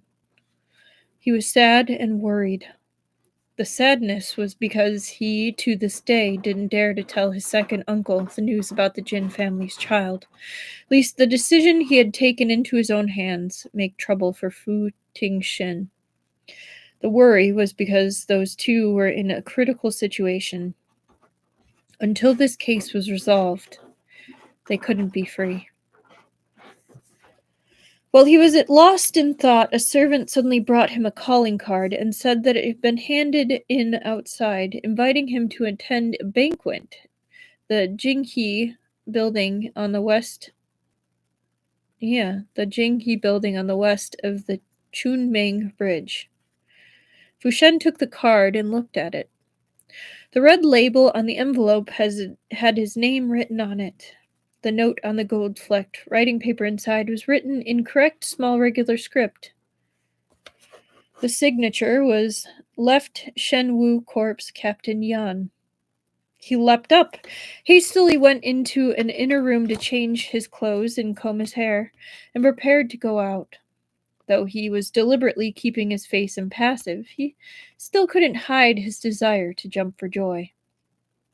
The servant trotted after him the whole way thinking to himself in bewilderment. How strange. Who could possibly steal his soul away with a single note? So he had like a puppy crush on Yan Xiaohan before this, and then something happened that just probably broke his trust, and he just couldn't get over it. The Jinghe building was a well-known restaurant in the capital. The cook made good Yangshao cuisine. Fushen quickly walked up the stairs, pushed open the door of a private room, went around a 4-paneled screen, looked around, then caught sight of a figure dressed in light greenish blue sitting upright. The person, hearing footsteps, just happened to turn his head toward the door. Yan Xiang. He was smiling before he even spoke. Perhaps even he himself hadn't noticed it. Yan Xiaohan saw and rose to greet him, his manner mild and genial as a spring breeze stroking the face. Come inside, please.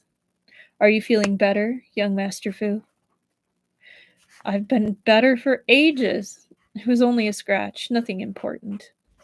Fu Shen sat across from him and drank a bountiful of the tea Yan Xiaohan had personally poured for him. What puts you in such good spirits today, Yan Xiang? Has there been some happy event? Yan Xiaohan laughed in spite of himself. No, it's just that when I heard you had returned to the capital, I ought to have prepared a gift and paid you a visit to thank you for saving my life. But my position is an embarrassing one. It's already extremely difficult to make friends with you. I couldn't go sully the ducal manor gates as well. I thought about it from every angle and decided to invite you out to thank you in private. There was a colossal difference between their positions. They were doomed to be unable to be on friendly terms publicly. By mentioning it over and over, Yan Xiaohan probably wanted to make him keep a low profile to avoid attracting censure. Fu Shen did appreciate the kindness.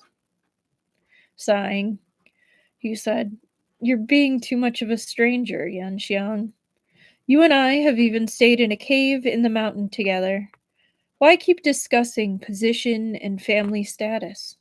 Or do you mean that in your eyes I'm a snob who despises the poor and curries favor with the rich? Yan Xiaohan knew perfectly well that Fu Shen was deliberately demeaning himself, but he still couldn't resist backing off. Giving in, he said, Fine, we won't mention it. I misspoke. Do not be offended, young Master Fu. Substituting tea for wine, he gave himself a penalty of 1 cup. As he spoke, a waiter knocked on the door and laid dishes all over the table. The rarity of the ingredients didn't match up to those at a wealthy and noble family's manor, but the skill in preparation won out. The food was delicate and nourishing, and there was nothing strong-smelling like fish, shrimp, or mutton. Even Fu Shen's cup contained pleasantly sweet fruit juice. This feast clearly showed Yan Xiaohan's attentiveness. Fu Shen naturally was unwilling to run counter to his kindness. The two of them ate and chatted, their talk roaming wide. The meal lasted nearly 2 hours. That is quite a conversation, because if the food's already there and it still lasts 2 hours, it's kind of impressive, because usually, if you think about dining, it's like half an hour to get food, and then usually like an hour. Like if it's a good conversation, depending. Also depends on people's schedules.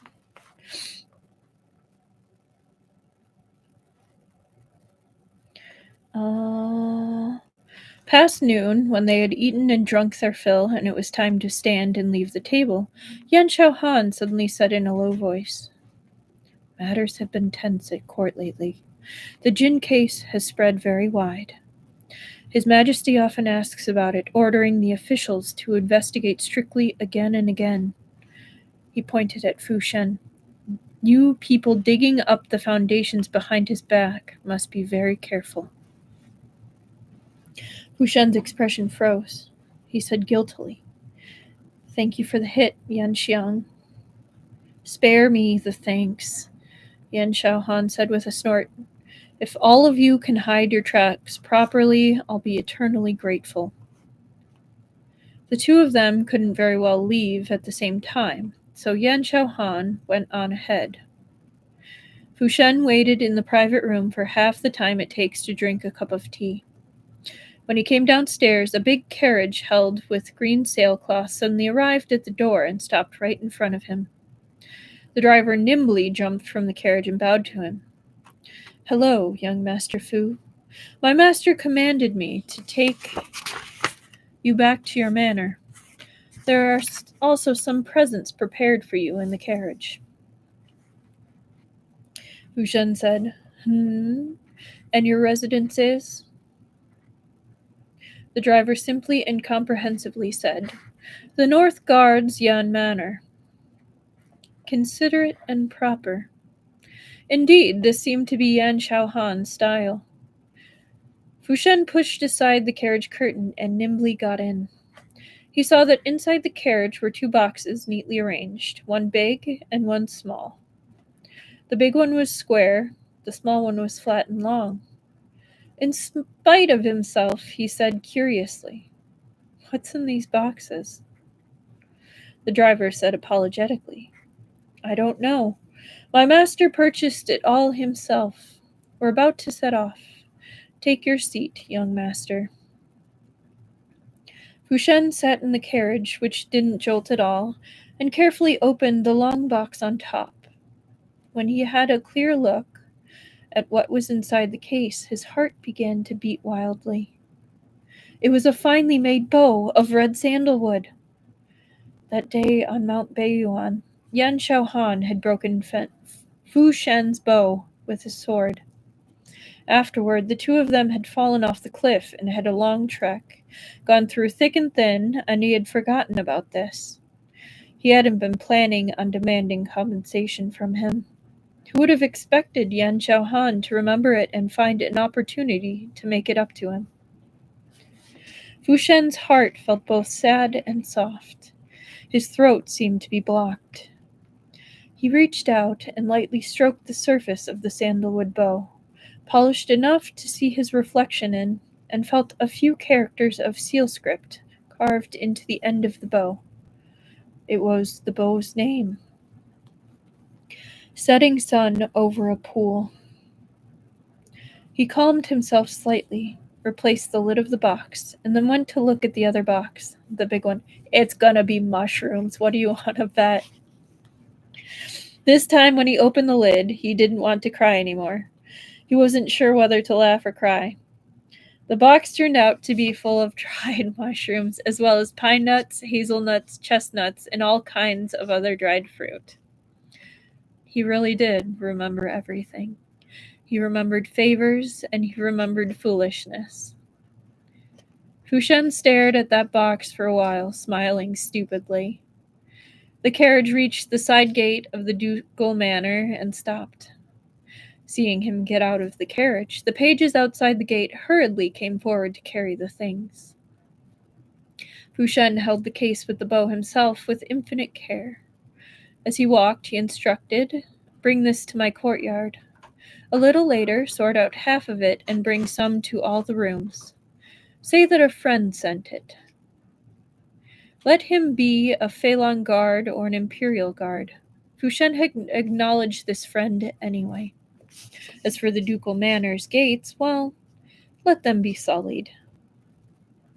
The next day, Fushen woke early and went out to see Yi Siming. He kept thinking about what Yan Shaohan had said yesterday and had to confirm with his own eyes the safety and security of the slave girl and the baby before he could rest assured. Yi Siming was meticulous in action, and he had wide connections, so he had been the one to take those two and make arrangements for them at the offset. Because there were government troops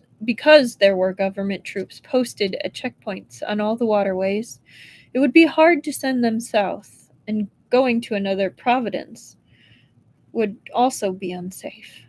Yi Siming had simply settled the two of them in a little single-family house in a town in the countryside to be cared for by an old couple. Outwardly, it was explained that this was their grandniece from another part of the country, whose parents were both dead, who had come seeking shelter with their grandnephew. Fushen and Yi Siming galloped. When they reached the house, the slave girl Kai Yue was helping the old woman with her embroidery work. Seeing her benefactors arrive, she quickly stood to attend on them, bringing tea and pouring it with unusual solicitousness. Fushen looked around, saw that she would be comfortable living there, and that there was someone to tend to the infant, and relaxed slightly. He reservedly instructed her not to go out much in the coming days, though he was afraid that the girl would take fright and didn't explain the situation at court clearly. Kai Yue was aware that there was no escape for her master, that it would be unlikely that he would be exonerated in the future. Tearfully, she bowed to them and, weeping, said, "I am indebted to you two gentlemen for saving my life. I will not forget my gratitude as long as I live. I am unable to pay your great kindness in this life, and can only be a vegetarian and recite the names of Buddha, pray for your good fortune. In the next life, I will willingly be your beast of burden, readily gallop on your behalf." Fushen turned aside, rejecting this gratitude, and Yi Siming said with a sigh, "There's no need for this. You only need to bring this child up well, and our efforts won't be wasted." The growing infant could already crawl around on the Kong bed stove. So that's actually kind of cool. A Kong bed stove is actually I believe it's made out of packed earth, like clay. But the bottom part is actually like a legit stove. That was how they stayed warm. Was they would build a stove underneath, kind of like a packed earth stove underneath, and they would make a little fire in it, and that is how they stayed warm in like winter. Isn't that cool? It's very interesting if you ever want to look it up. Okay, sorry. Tangent. The growing infant could already crawl around on the Kang bed stove. He somehow ended up sent to Fushen, and opening his toothless little mouth, gnawed on his sleeve. Fushen picked him up. Seeing him flail in his arms and legs and babble adorably, the haze in his heart faded slightly. He couldn't resist a small smile. He was young and well-favored, splendid as orchids and jade trees to begin with. This smile was like 1,000 trees blossoming. It brightened the whole room. The baby also seemed to be delighted, wriggling around in his arms, trying to cling to him. Fushen hadn't thought that he would be so likable to small children. He loosened his hold and let the child play around. After the big one and the little one had fooled around for a while, the old woman came and carried the baby away. Yi Siming was unwilling to stay here long. He took this as an opportunity to bid farewell. Fushen left them some silver and clearly stated that there was no need to see them off. Then the two of them, attracting as little notice as possible, went out to return to the city as discreetly as they had come. But midway, Fu Shen casually felt at his waist and found that the jade pendant he had been wearing was gone. If he had dropped something else, it would have been all right, but as luck would have it, his second uncle had given him the pendant. It hadn't left Fu Shen since he was little. Upon seeing this, Yi Siming said, "Perhaps it got pulled off when you were playing with the child just now. I'll go back with you to look for it." Fu Shen waved a hand gloomily and said, "I won't trouble you, Yi Xiang. Keep going. I'll go back the way we came and look, and then come back when I've found it." Yi Siming knew that this object had a considerable significance for him. He wouldn't rest until he found it. Therefore, he didn't insist. He urged on his horse and departed. Fu Shen, meanwhile, turned his horse's head around and went back in the direction of the town. Why do I feel like something bad's about to happen? Because it probably is. Alright. We are getting there.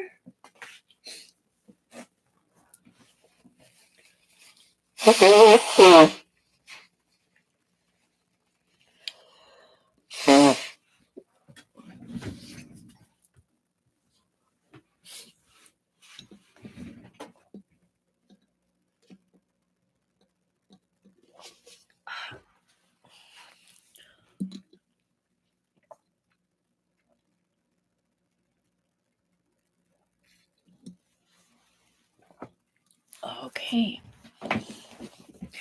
Chapter 21. Perhaps it was some obscure divine will that made that jade pendant fall in the little house in the country town. Capricious fate was like an enormous hand, with an effortless gesture stirring up the elements, overturning heaven and earth. With an effortless gesture severing the youthful friendship that came to the end of the road before it had time to warm. Yep, something's about to happen.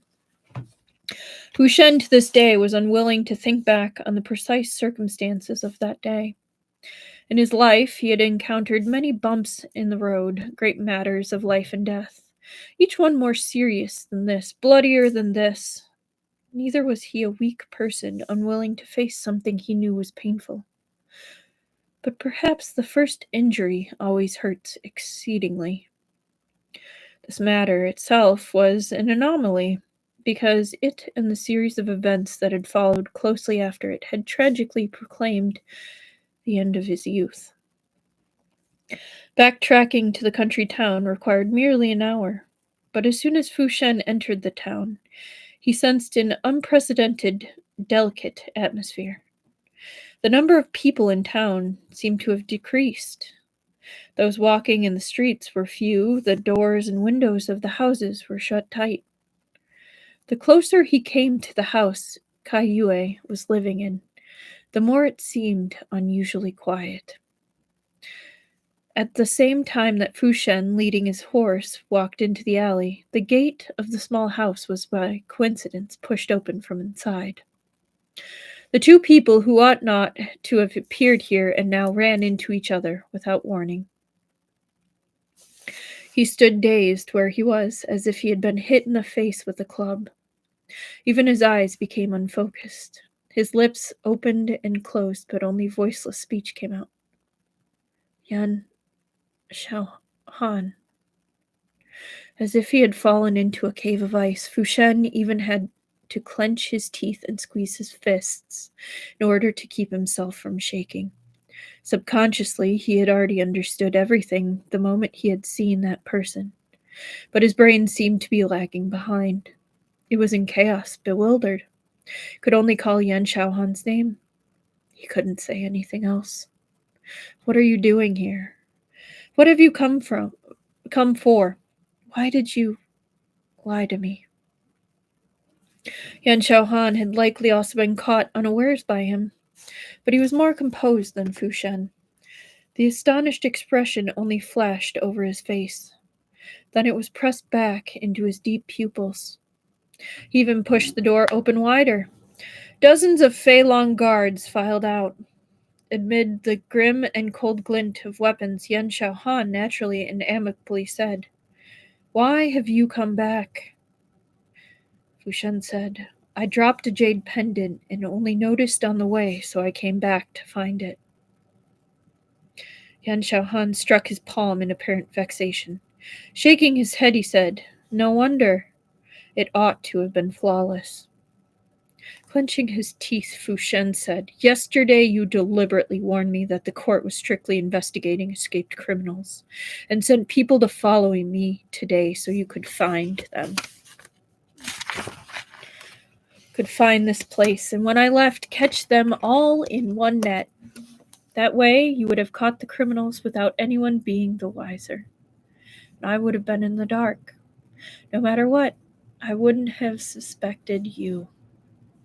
Fine feint. A fine show of standing by until opportunity comes along, waiting for your enemy to tire. With Lord Yan's schemes, a mere position of captain of the Imperial Guard is truly unworthy of your talents.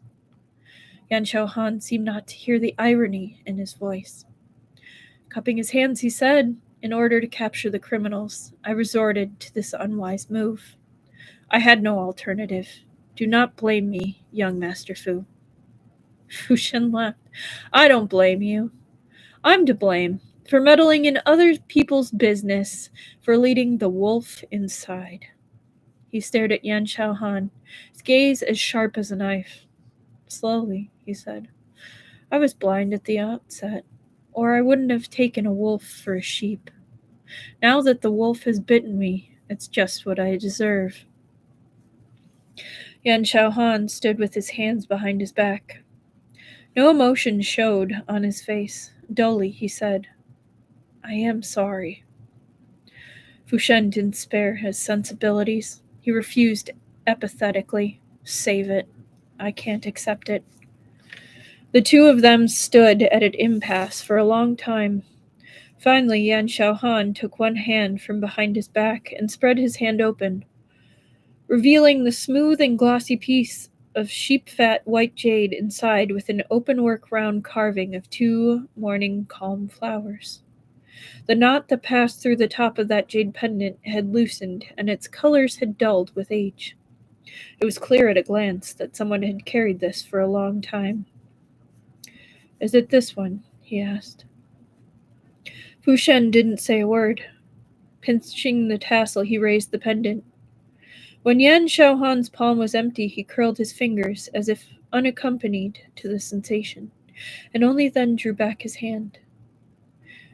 At this point, neither of them had anything to say to each other. A broken mirror couldn't be put back together. Spilled water couldn't be unspilled. Betrayal and deception were laid out on the stage in their utmost direct attitudes. Guilt, apology, even the assurance of having justice on one side. With the facts already settled into place, manner could change nothing. With Fu Shen's temper in the past, cursing, scolding, or shaking his fists wouldn't have been surprising. But now he only felt weary. He wanted to find a place to close his eyes and sleep. Yan Xiaohan had stuck the knife in too accurately and too fiercely. It had firmly nailed him in place. Before the blood could spill, he had already lost the strength to resist. Perhaps Yan Xiaohan wasn't entirely to blame. Fu Shen himself, completely unguarded, had practically pointed at his own chest and told him where to stab. Wasn't that stupid? Fu Shen. When he had taken a step ready to leave, Yan Xiaohan suddenly called to him from behind.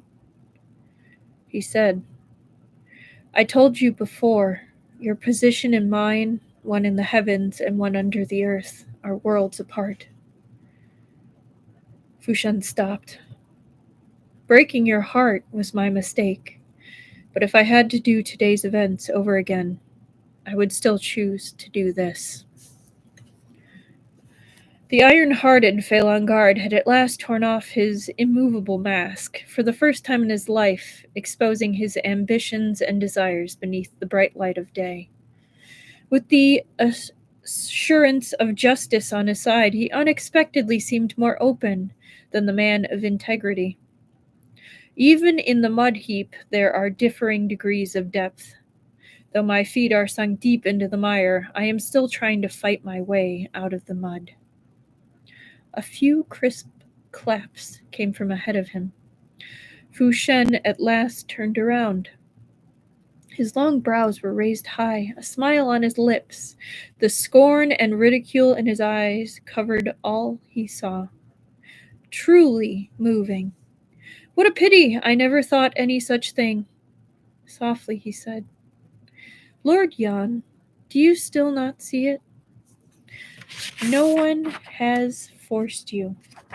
You are the one who sank in of your own volition and insisted on rolling in the mud.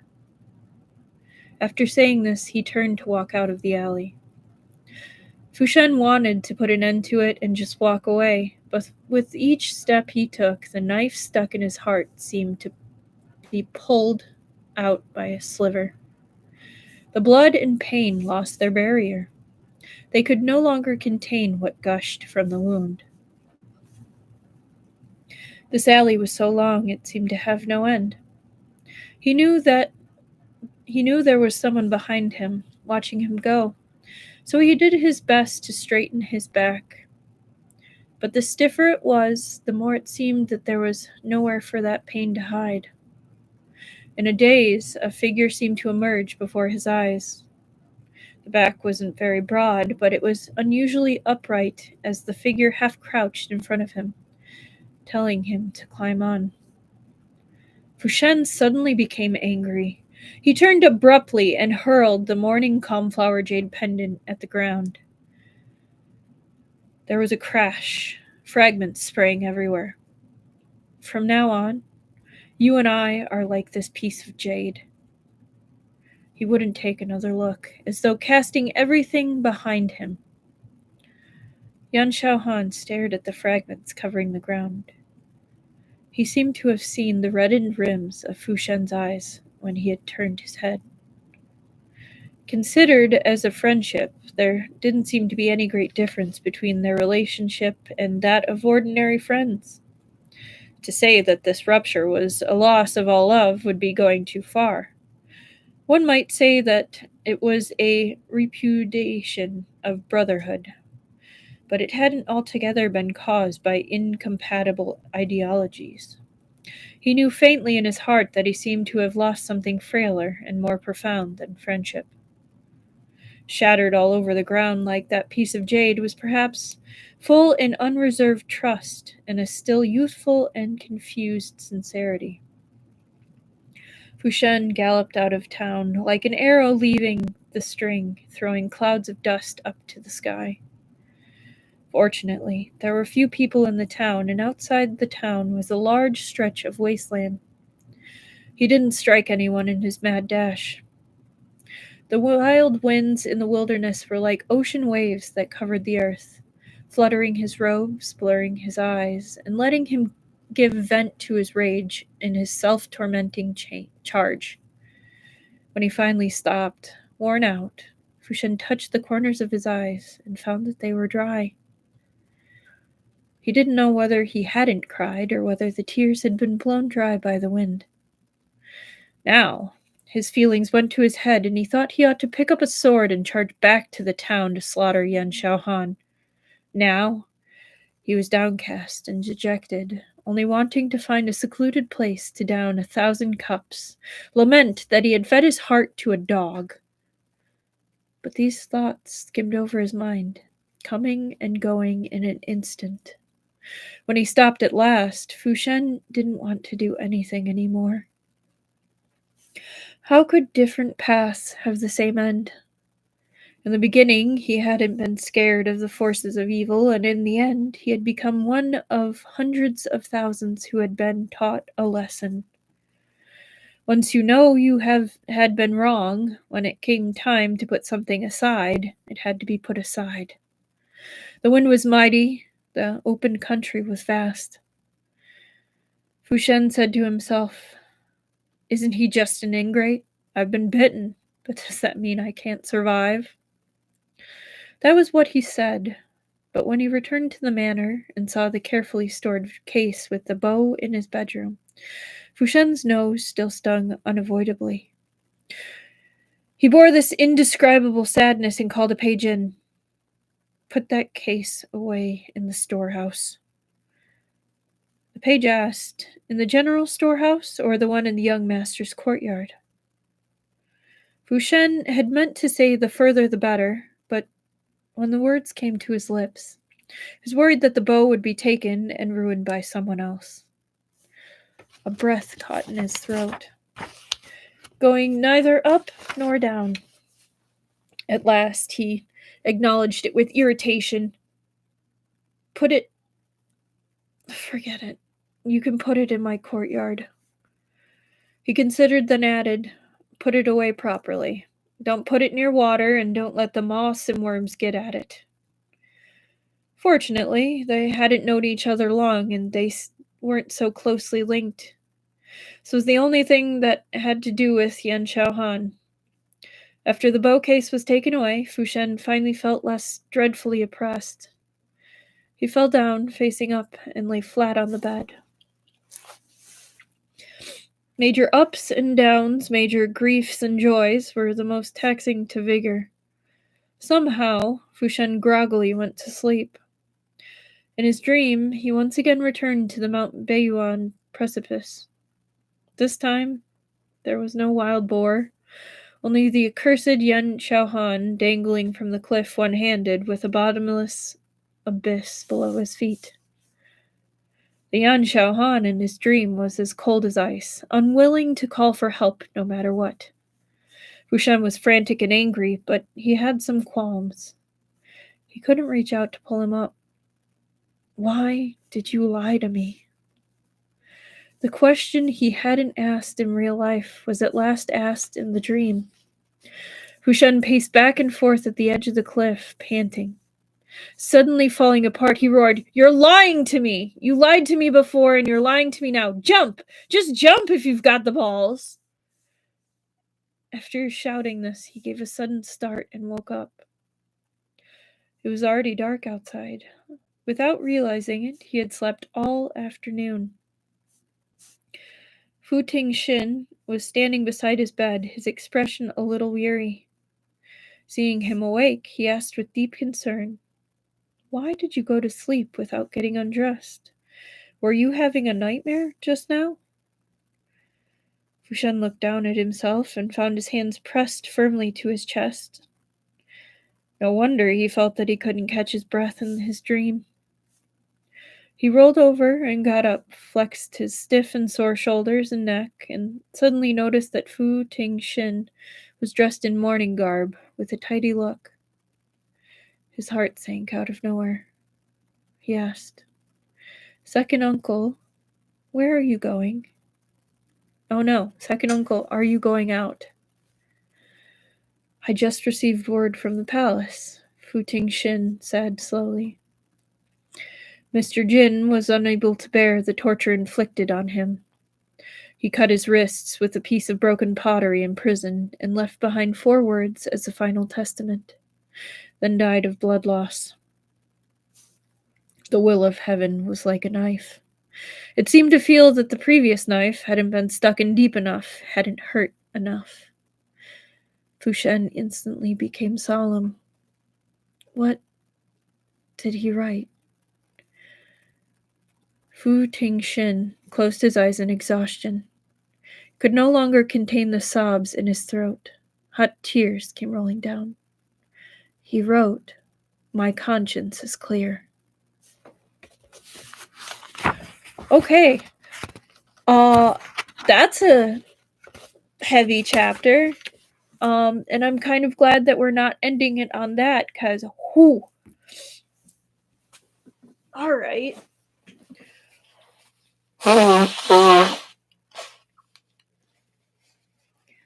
So a lot happened. And many emotions were had.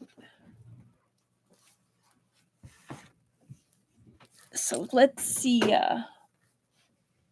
what happens next.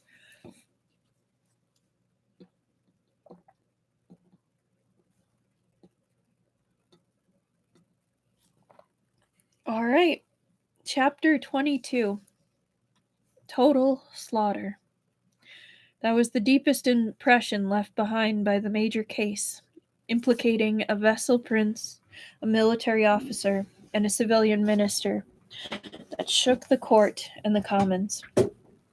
Han Yuan-tong was beheaded, Prince An's fiefdom was retaken, Jin Yun-feng committed suicide, and the whole Jin family, men, women, young and old, a dozen people in all perished. Very few people knew that there had been two people who could have escaped death, but in the end had been unable to evade the nets of the Feilong Guard. And it was even more unknown that these two people, who should have been dead without a doubt, were actually living in a small border town under assumed names. 7 years later, they would be able to meet their one-time savior. The shock this gave Fu Shen was fully comparable to the imperial edict arranging his marriage a month ago. After all these years, he had changed greatly. He had been honed by worldly affairs, been subject to the whims of fate. He was no longer the eldest young master acting out of hot blood. Being pushed far beyond his capacity into the experiences of war, he had rapidly abandoned his most useless childishness and willfulness, as well as his needless sensitivity. His mind had settled. His edge had been restrained, and he had understood what not being free to act meant. And he had learned to respect that everyone has their own ambition. He had even reestablished a friendship with Yan Xiaohan, written off the past as at one stroke, never mentioning it again. Fu Shen had furiously flung the jade pendant, loudly and resoundingly breaking off all ties with him. But later, when his anger had faded, he had thought it over again and had understood that actually he ought to have been content with his lot, because Yan Xiaohan had showed him plenty of respect that day. Arranging for the Feilong Guard to act only after he had left had at least in part been in order to conceal it from him, so that he wouldn't be grieved. Leaving aside righteousness and moral principles for the moment, the least he had done as well as Fu Shen as duty and humanity could ask of him. Sadly, at the time, Fu Shen's anger had gone to his head. No matter what Yan Xiaohan did, it would be scheming in his eyes. The two of them had been estranged from that point on, until the winter of the 18th year of Yuan Tai, when a foreign ambassador had come to court, and the palace had held a polo tournament. They had polo? Okay.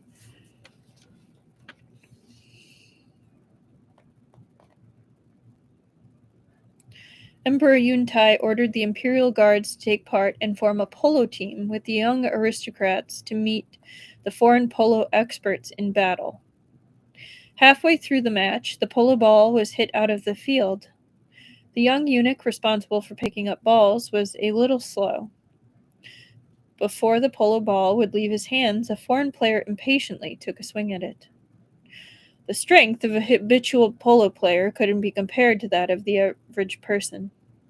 If the blow fell, even if the eunuch didn't die, he would be half crippled. Fu Shen was closest. He dashed over, fished up the young eunuch, and flung him onto his own horse.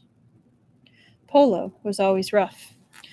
Collisions and injuries were very common. The foreigner was being intentionally provocative. He still didn't stop. His next swing was aimed at Fu Shen's face. But before the mallet arrived in front of Fu Shen's eyes, from his peripheral vision he glimpsed something spinning as it came flying their way.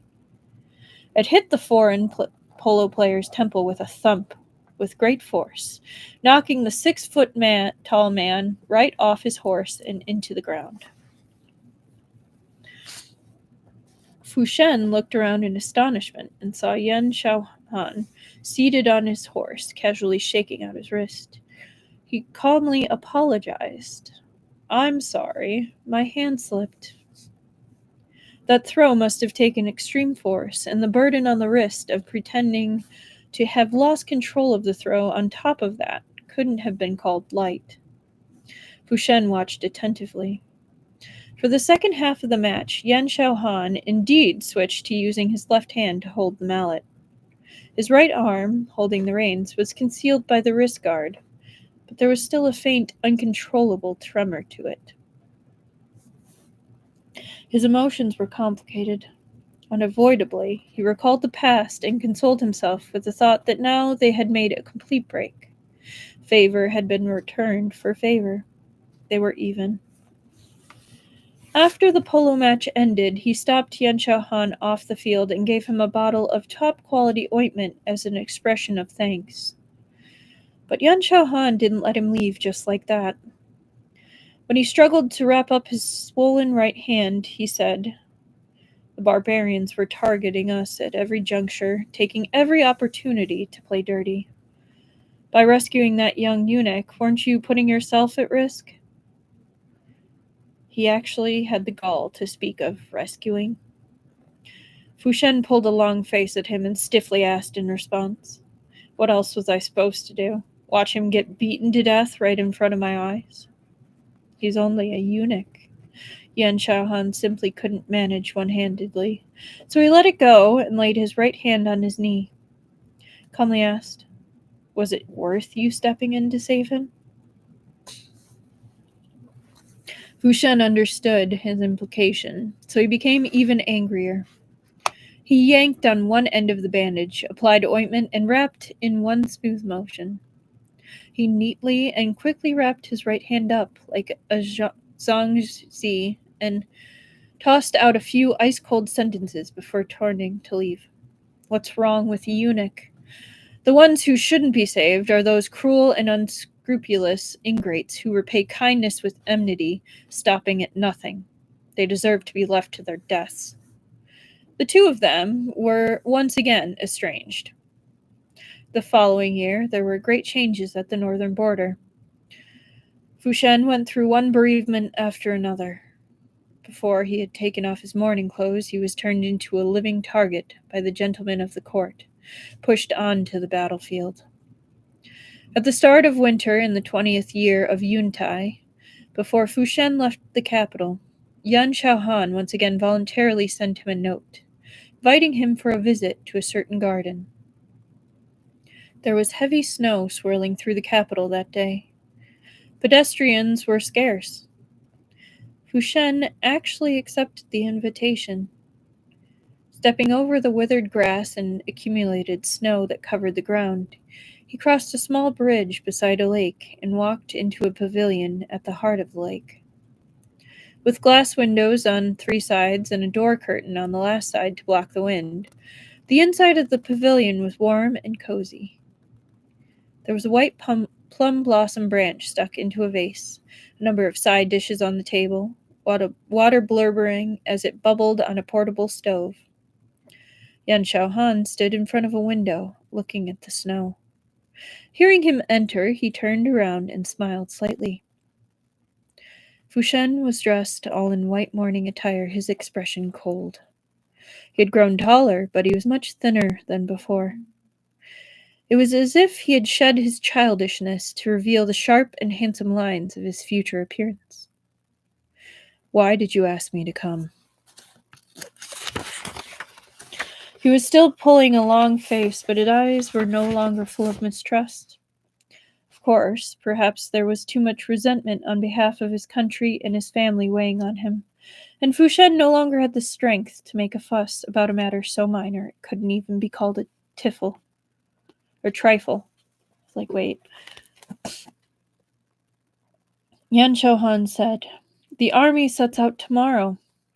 For better or worse, you and I have known each other for some time. I have prepared some poor wine to give General Fu a send-off. Would you do me the honor of sitting down?" Fu Shen rudely raised his hems and sat at the table. "I may as well, since I'm already here. Don't punish yourself by standing up either. Sit down." Yan Xiaohan poured tea for him. Raising a cup, he said, "The road ahead is full of difficulties. I only hope you will take good care of yourself. I wish that in the coming year I will be able to drink wine, take in the sights, and enjoy the snow with you again. The road ahead was not merely full of difficulties. There were jackals, wolves, tigers, and panthers. It was simply certain death. But he didn't want to talk him out of it. He wouldn't have succeeded, and he had no right to try.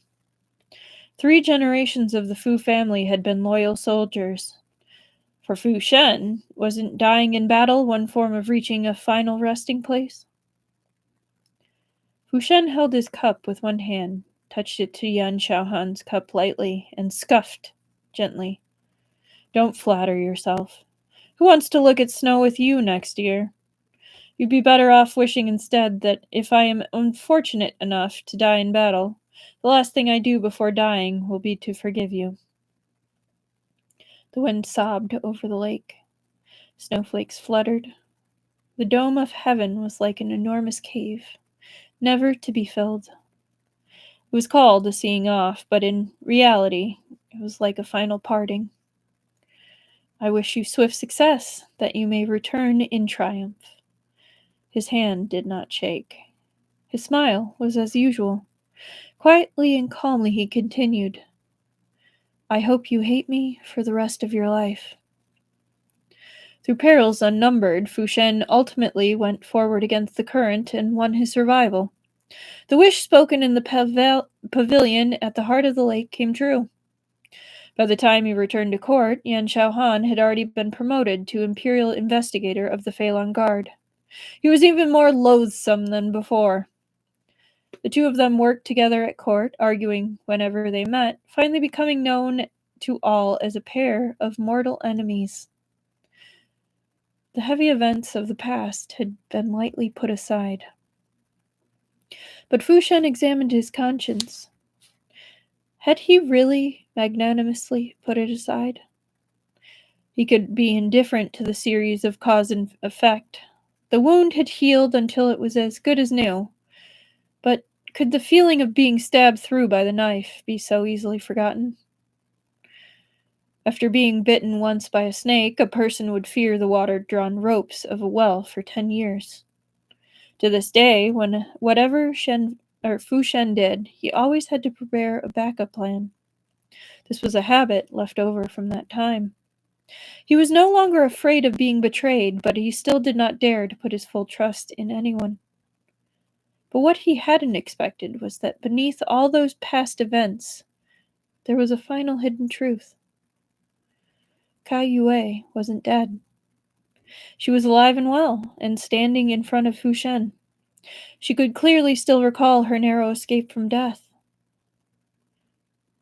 After Nian Er and I were captured by the Feilong Guard, we were locked up inside a prison, but we weren't tortured, and no one took us to be interrogated. About 2 days later, someone put a sedative in our food. When I woke up, I was in a carriage in the woods on Mount Bayuan. There was food, clothing, and money for travel expenses in the carriage. We relied on that money to stay in a nearby village and learn the craft of making wine. The year before last, there was a disaster in the village. I heard that you were at the northern frontier, that traveling merchants passed back and forth there frequently, and it was safe and peaceful, so I took Niang Er north. I didn't expect that with Buddha's blessings, I would really be able to meet my benefactor. There was no need to guess who had engineered an escape for them like a cicada sloshing its skin. After capturing them, Yan Xiaohan perhaps hadn't even had time to submit a report before Jin Yunfeng had killed himself in prison. Once he was dead, the coffin could be closed and judgment pronounced. Kai Yue and the child became immaterial. It made no difference whether they were dead or alive. Given the Feilong Guard's style of eradicating trouble entirely, most likely it would have all ended with a cup of poisoned wine. So he had taken the opportunity to swap the poisoned wine with a sedative, taken the two of them out of the city disguised as corpses, and let them escape. As for why he had suddenly shown mercy, though it sounded like self-aggrandizement. Fu Shen could find no other way to explain it. Self-aggrandizement. Self-aggrandizement. I'm guessing like self-centered of him. There was no other way to explain it. It was because of him. Fu Shen truly did not know how to judge that simple-minded scoundrel, Yan Xiaohan. It was as if someone had pounded on his heart, quick as a beating drum. It was stinging and painful. He wished he could fly over the border passes in one night and return to the capital to give him a vicious beating, make sure he never dared to get on his high horse again. If he hadn't encountered Kai Yue today, it was likely Yan Xiaohan would never have voluntarily told him about the truth of this. In front of Fu Shen, he had always showed a benefit-seeking, self-serving, unscrupulous face, never explaining, never disputing, never asking for his understanding. His background was his original sin. Some people deserved from birth to struggle in the mud, now sinking, now emerging. But with matters as they stood now, would he still dare to openly say that in his heart there was nothing that stood higher than benefit? A pot of strong liquor, so scorching that the pit of his stomach burned faintly.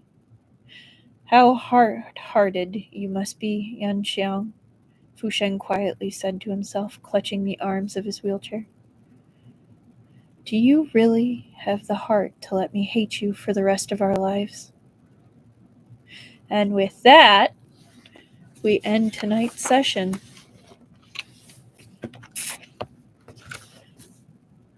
Well, that was a wild ride, friends. We went back and experienced Fu Shen's first, I guess, real betrayal in his life that inevitably changed him, and the backstory of our boys. What an amazing chapter. Like, I enjoyed that. I mean, definitely some ups and downs. We've got our classic, you gotta have a cave scene. So we got that check. We got the cave scene off our Danmei checklist. But yeah, that was really good. Next time it'll be Tuesday. We're not having our session this Thursday.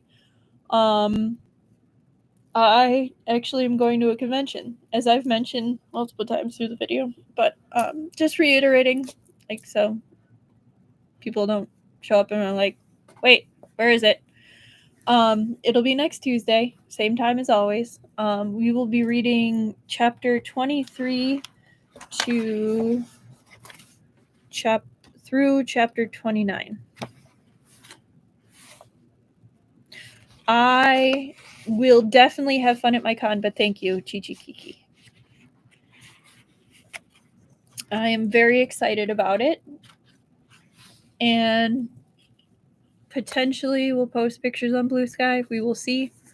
No promises, but probably will. But yeah, I'm excited to see what comes next, because that was actually a really great place to end it. We not ending on a cliffhanger this time. We had a good resolution, so I'm happy about that. But yeah, so we'll do 23 through 29 next week. But yeah, I hope you all have an absolutely wonderful week, a great weekend. And just I'll see you Tuesday. Good night.